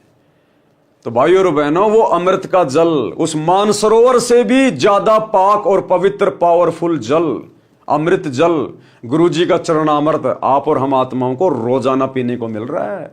तब कहीं जाकर इस काल के गंदे लोक में हमारी बुद्धि थोड़ा थोड़ा काम कर रही है, हम अपने गुरु को परमात्मा मान पा रहे हैं, भक्ति कर पा रहे हैं, बुराई छोड़ पा रहे हैं। अन्यथा ये संभव नहीं है यहां पर। तो गरुड़ ने क्या कहा कि भैया ये जल तो केवल एक बहाना है, असल में ये परमात्मा आए हुए हैं और इनके आशीर्वाद से इन्होंने जो जल जो मंत्रित करके दिया है इससे ये बात बन रही है। ये स्वयं परमेश्वर हैं, इन्होंने जल मंत्रित करके दिया था। बालक तुम दीक्षा ले लो, इस अमृत से तो 10 दिन जीवित रहोगे। बालक ने मेरे से दीक्षा ली। उस बच्चे ने, 12 साल के ब्राह्मण के बच्चे ने फिर कबीर भगवान से दीक्षा ले ली। जब बालक 15 दिन तक नहीं मरा तो गरुड़ ने तीनों ब्रह्मा विष्णु तथा शिव जी को बताया कि यह बालक जीवित है, मेरे गुरुजी से दीक्षा ले ली। अब ब्रह्मा विष्णु महेश तो भूल गए उस बात को, लेकिन गरुड़ गया, बोला जी वो लड़का जो धर्मराज के कागजों में 1 दिन बाद में मरने वाला था, उसने मेरे गुरुजी से दीक्षा ले ली। आज 15 दिन हो गए, उसका बाल विवाह का नहीं हुआ। और भाई और बहनों, एक छोटा सा सत्संग गुरुदेव के मुख कमल से, ये वही कबीर भगवान है। ये 15 दिन का जिक्र क्यों हुआ यहां? क्योंकि वर्तमान में भी परमात्मा ने वही चमत्कार किया हुआ है, एक नहीं अनेकों। एक छोटा सा सत्संग जिसमें एक व्यक्ति के घर वालों ने ज्योतिष वालों से दिखा लिया था और सब ने यह बता दिया था कि 15 जनवरी के बाद इस व्यक्ति की आयु शेष नहीं है, ये मरेगा, इसको बचाने वाला धरती पे कोई नहीं है। उसकी सारी जन्म कुंडली, जन्म पत्री, ज्योतिष फोतिष सब देख के बता दिया। अब सबको टेंशन, खाना पीना छूट गया। अंत में किसी के कहने से गुरुजी के पास आए और कहा गुरुजी इसकी तो 15 जनवरी लास्ट तारीख रखी हुई है। उसका भी बेचारे का खाना पीना छूट गया उसका। तो गुरुजी ने कहा कि कोई बात नहीं, दीक्षा लो और सेवा करो, भक्ति करो, परमात्मा दया करेंगे। अब इतना जल्दी विश्वास कैसे हो? बोला नहीं नहीं गुरुजी, हम तो इसको आपके पास ही छोड़ के जा रहे हैं आश्रम में। उन घर वालों ने कहा कि हम तो इसको आपके पास ही छोड़ के जा रहे हैं, इसको 15 जनवरी के बाद ही लेने आएंगे। तो गुरुजी ने कहा बट कोई बात नहीं, रह लेगा, सेवा कर लेगा परमात्मा की, क्या दिक्कत है। अब भाई उसने खाना पीना छोड़ दिया। भगत ने बड़ी मुश्किल से गुरुजी के कहने से एक आधी रोटी खाए और शोक के काटा हो रहा। उसको 15 तारीख दिखाई दे रही, 15 जनवरी। अब भैया साध वचन पलटे नहीं, पलट जाए ब्रह्मांड। साधु बोले सहज स्वभाव, साधु का बोले मिथ्या ना जाए। अब गुरुजी ने कह दिया, वो कह दिया फाइनल कि बेटा कोई दिक्कत नहीं, परमात्मा दया करेंगे, भक्ति कर। 15 जनवरी का दिन बीत गया, थोड़ी सी मन में शांति हुई, फिर भी धैर्य, कहीं रात को ना मर जाऊं। ऐसे करते करते गुरुदेव ने बताया 15 दिन और बीत गए और गुरुदेव ने कहा रे अब तो कम से कम विश्वास कर ले, देख तेरी ज्योतिष फातिश सब फेल हो गई, परमात्मा ने तेरी उम्र बढ़ा दी। तो किसने बढ़ाई? इस कबीर भगवान ने बढ़ाई। इस कबीर भगवान ने बैठे बैठे बढ़ाई। ना कोई मानसरोवर का जल लाए, ना कोई गरुड़ जी के पास गए, बैठे बैठे। तो ये है वो कबीर भगवान जो गरुड़ जी के पास गया था और जिसने उस ब्राह्मण के 12 वर्ष के बच्चे की आयु 100 साल की कर दी भक्ति के लिए, अपनी शरण में लेके। तो छोटा सा सत्संग गुरुदेव के मुख कमल से विश्वास के लिए। अब ऐसे ऐसे हमारे पास 1000 प्रमाण हैं।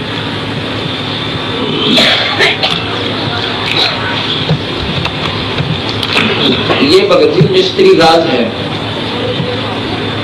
कृष्ण सनोप गंगाराम गांव करोथा में हमारा ही आश्रम भी बन गया, बाद में बना है। इसको इतना भयंकर रोग हो गया, इसने 6 मैं बोला भी बात सुनो, बंदी छोड़ भगवान की शरण में विधिवत ले आओ उसको और नाम दिवाओ। और पहले उसने नाम लिया था पर बीच में उसने अपना वो साधना छोड़ दी मारे वाली और लग गया करने। फिर उसको कुछ तकलीफ होगी बाद में, तो मैं बोला उसको दोबारा तो उपदेश लेना पड़ेगा। वो दोनों इतनी फूट फूट कर रोने लगी, वो लड़का भी रोने लग गया छोटा सा। जो बोले जी छोरा, जो बोला विक्रम तक मेरा पिताजी मरेगा और मन ने करनी मुझसे बिठानी पड़ेगी माई को पेट पर नहीं खाते। लोग कहेगा जी मारा भी कालजा बैठ गया, इतना बुरी तरह रोया, हम दोनों के दोनों घर पे।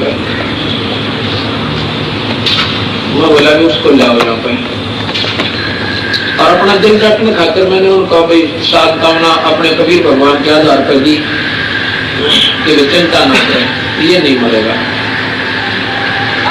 पर न्यों कौन दिल डटे हैं, कहते हैं मैंने उसको खूब कहा नहीं मरेगा, तू चिंता ना करे, मेरे पे लिखवा ले यूं मर जाते।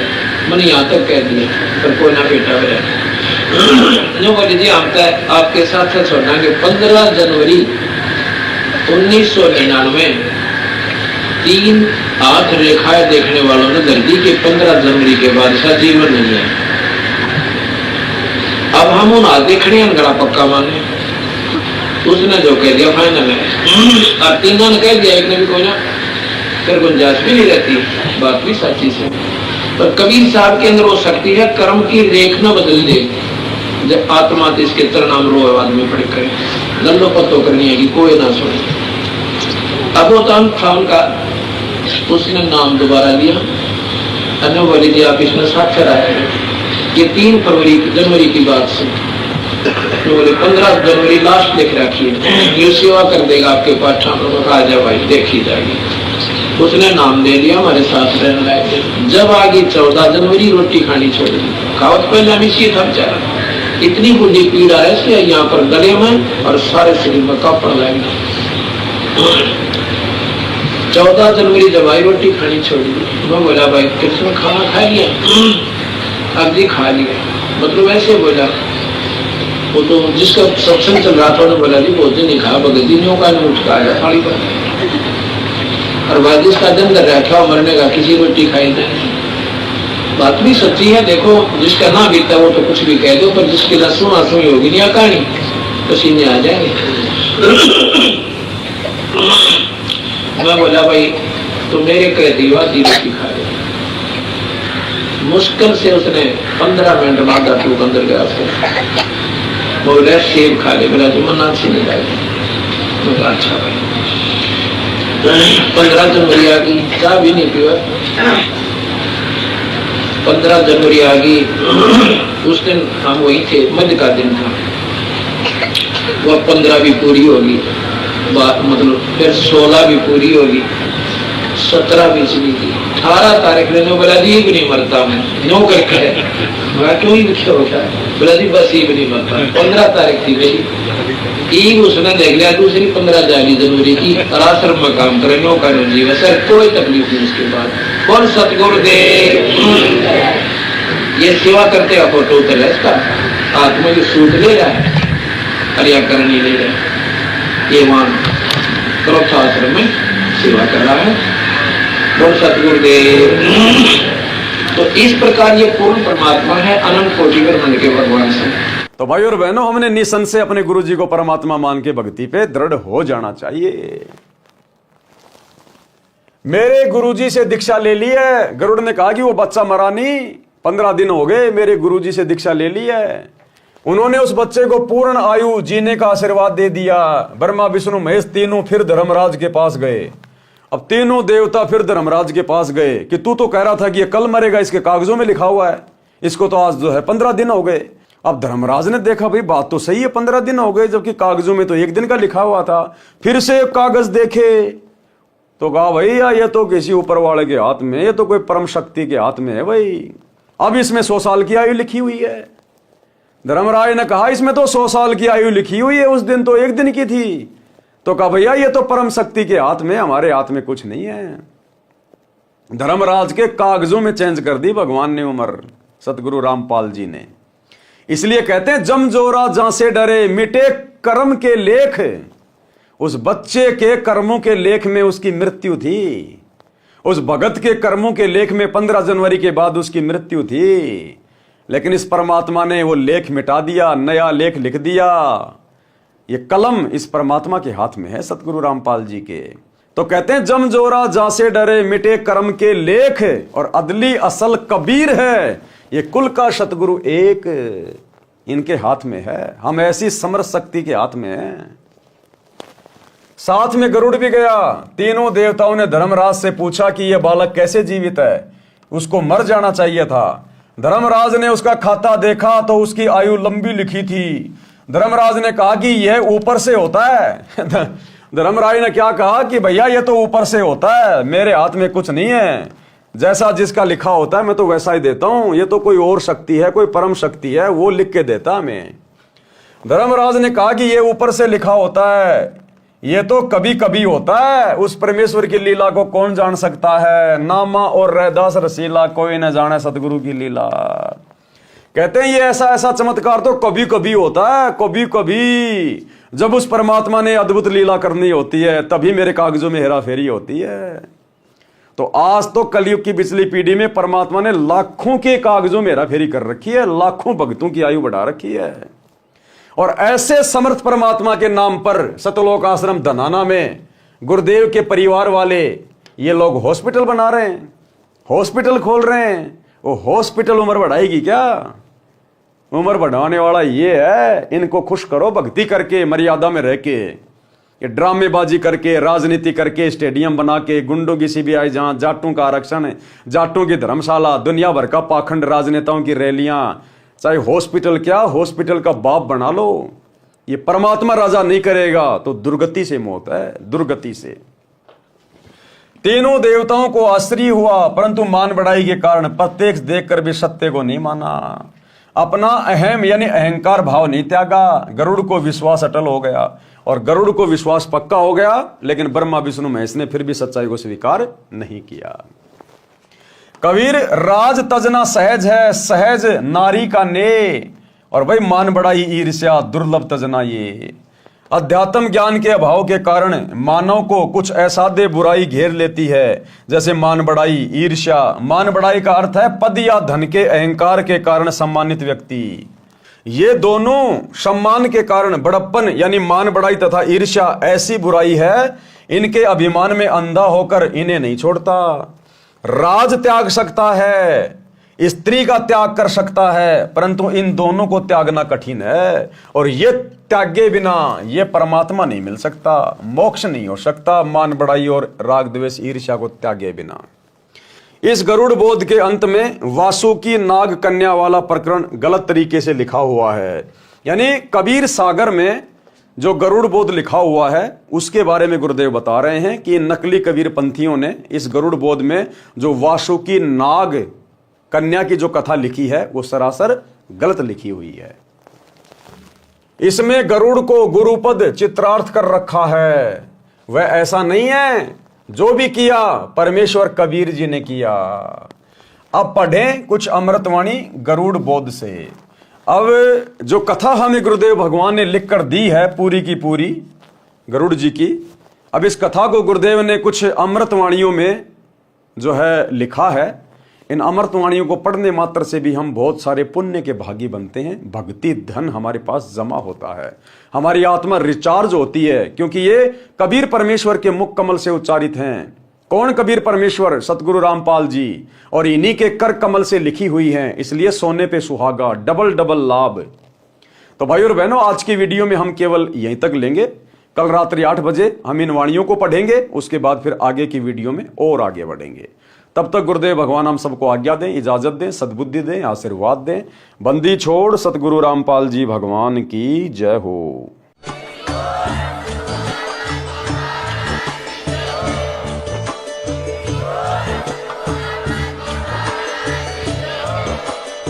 भाई जो गुरु बचन पे डट गे, कट गे फंद 84 के, कट गे फंद 84 के, कट गे फंद 84 के। भाई जो गुरु बचन पे डट गे, कट गे फंद 84 के, कट गे फंद 84 के, कट गे फंद 84 के। भाई जो गुरु बचन पे डट गे, कट गे फंद 84 के, कट गे फंद 84 के, कट गे फंद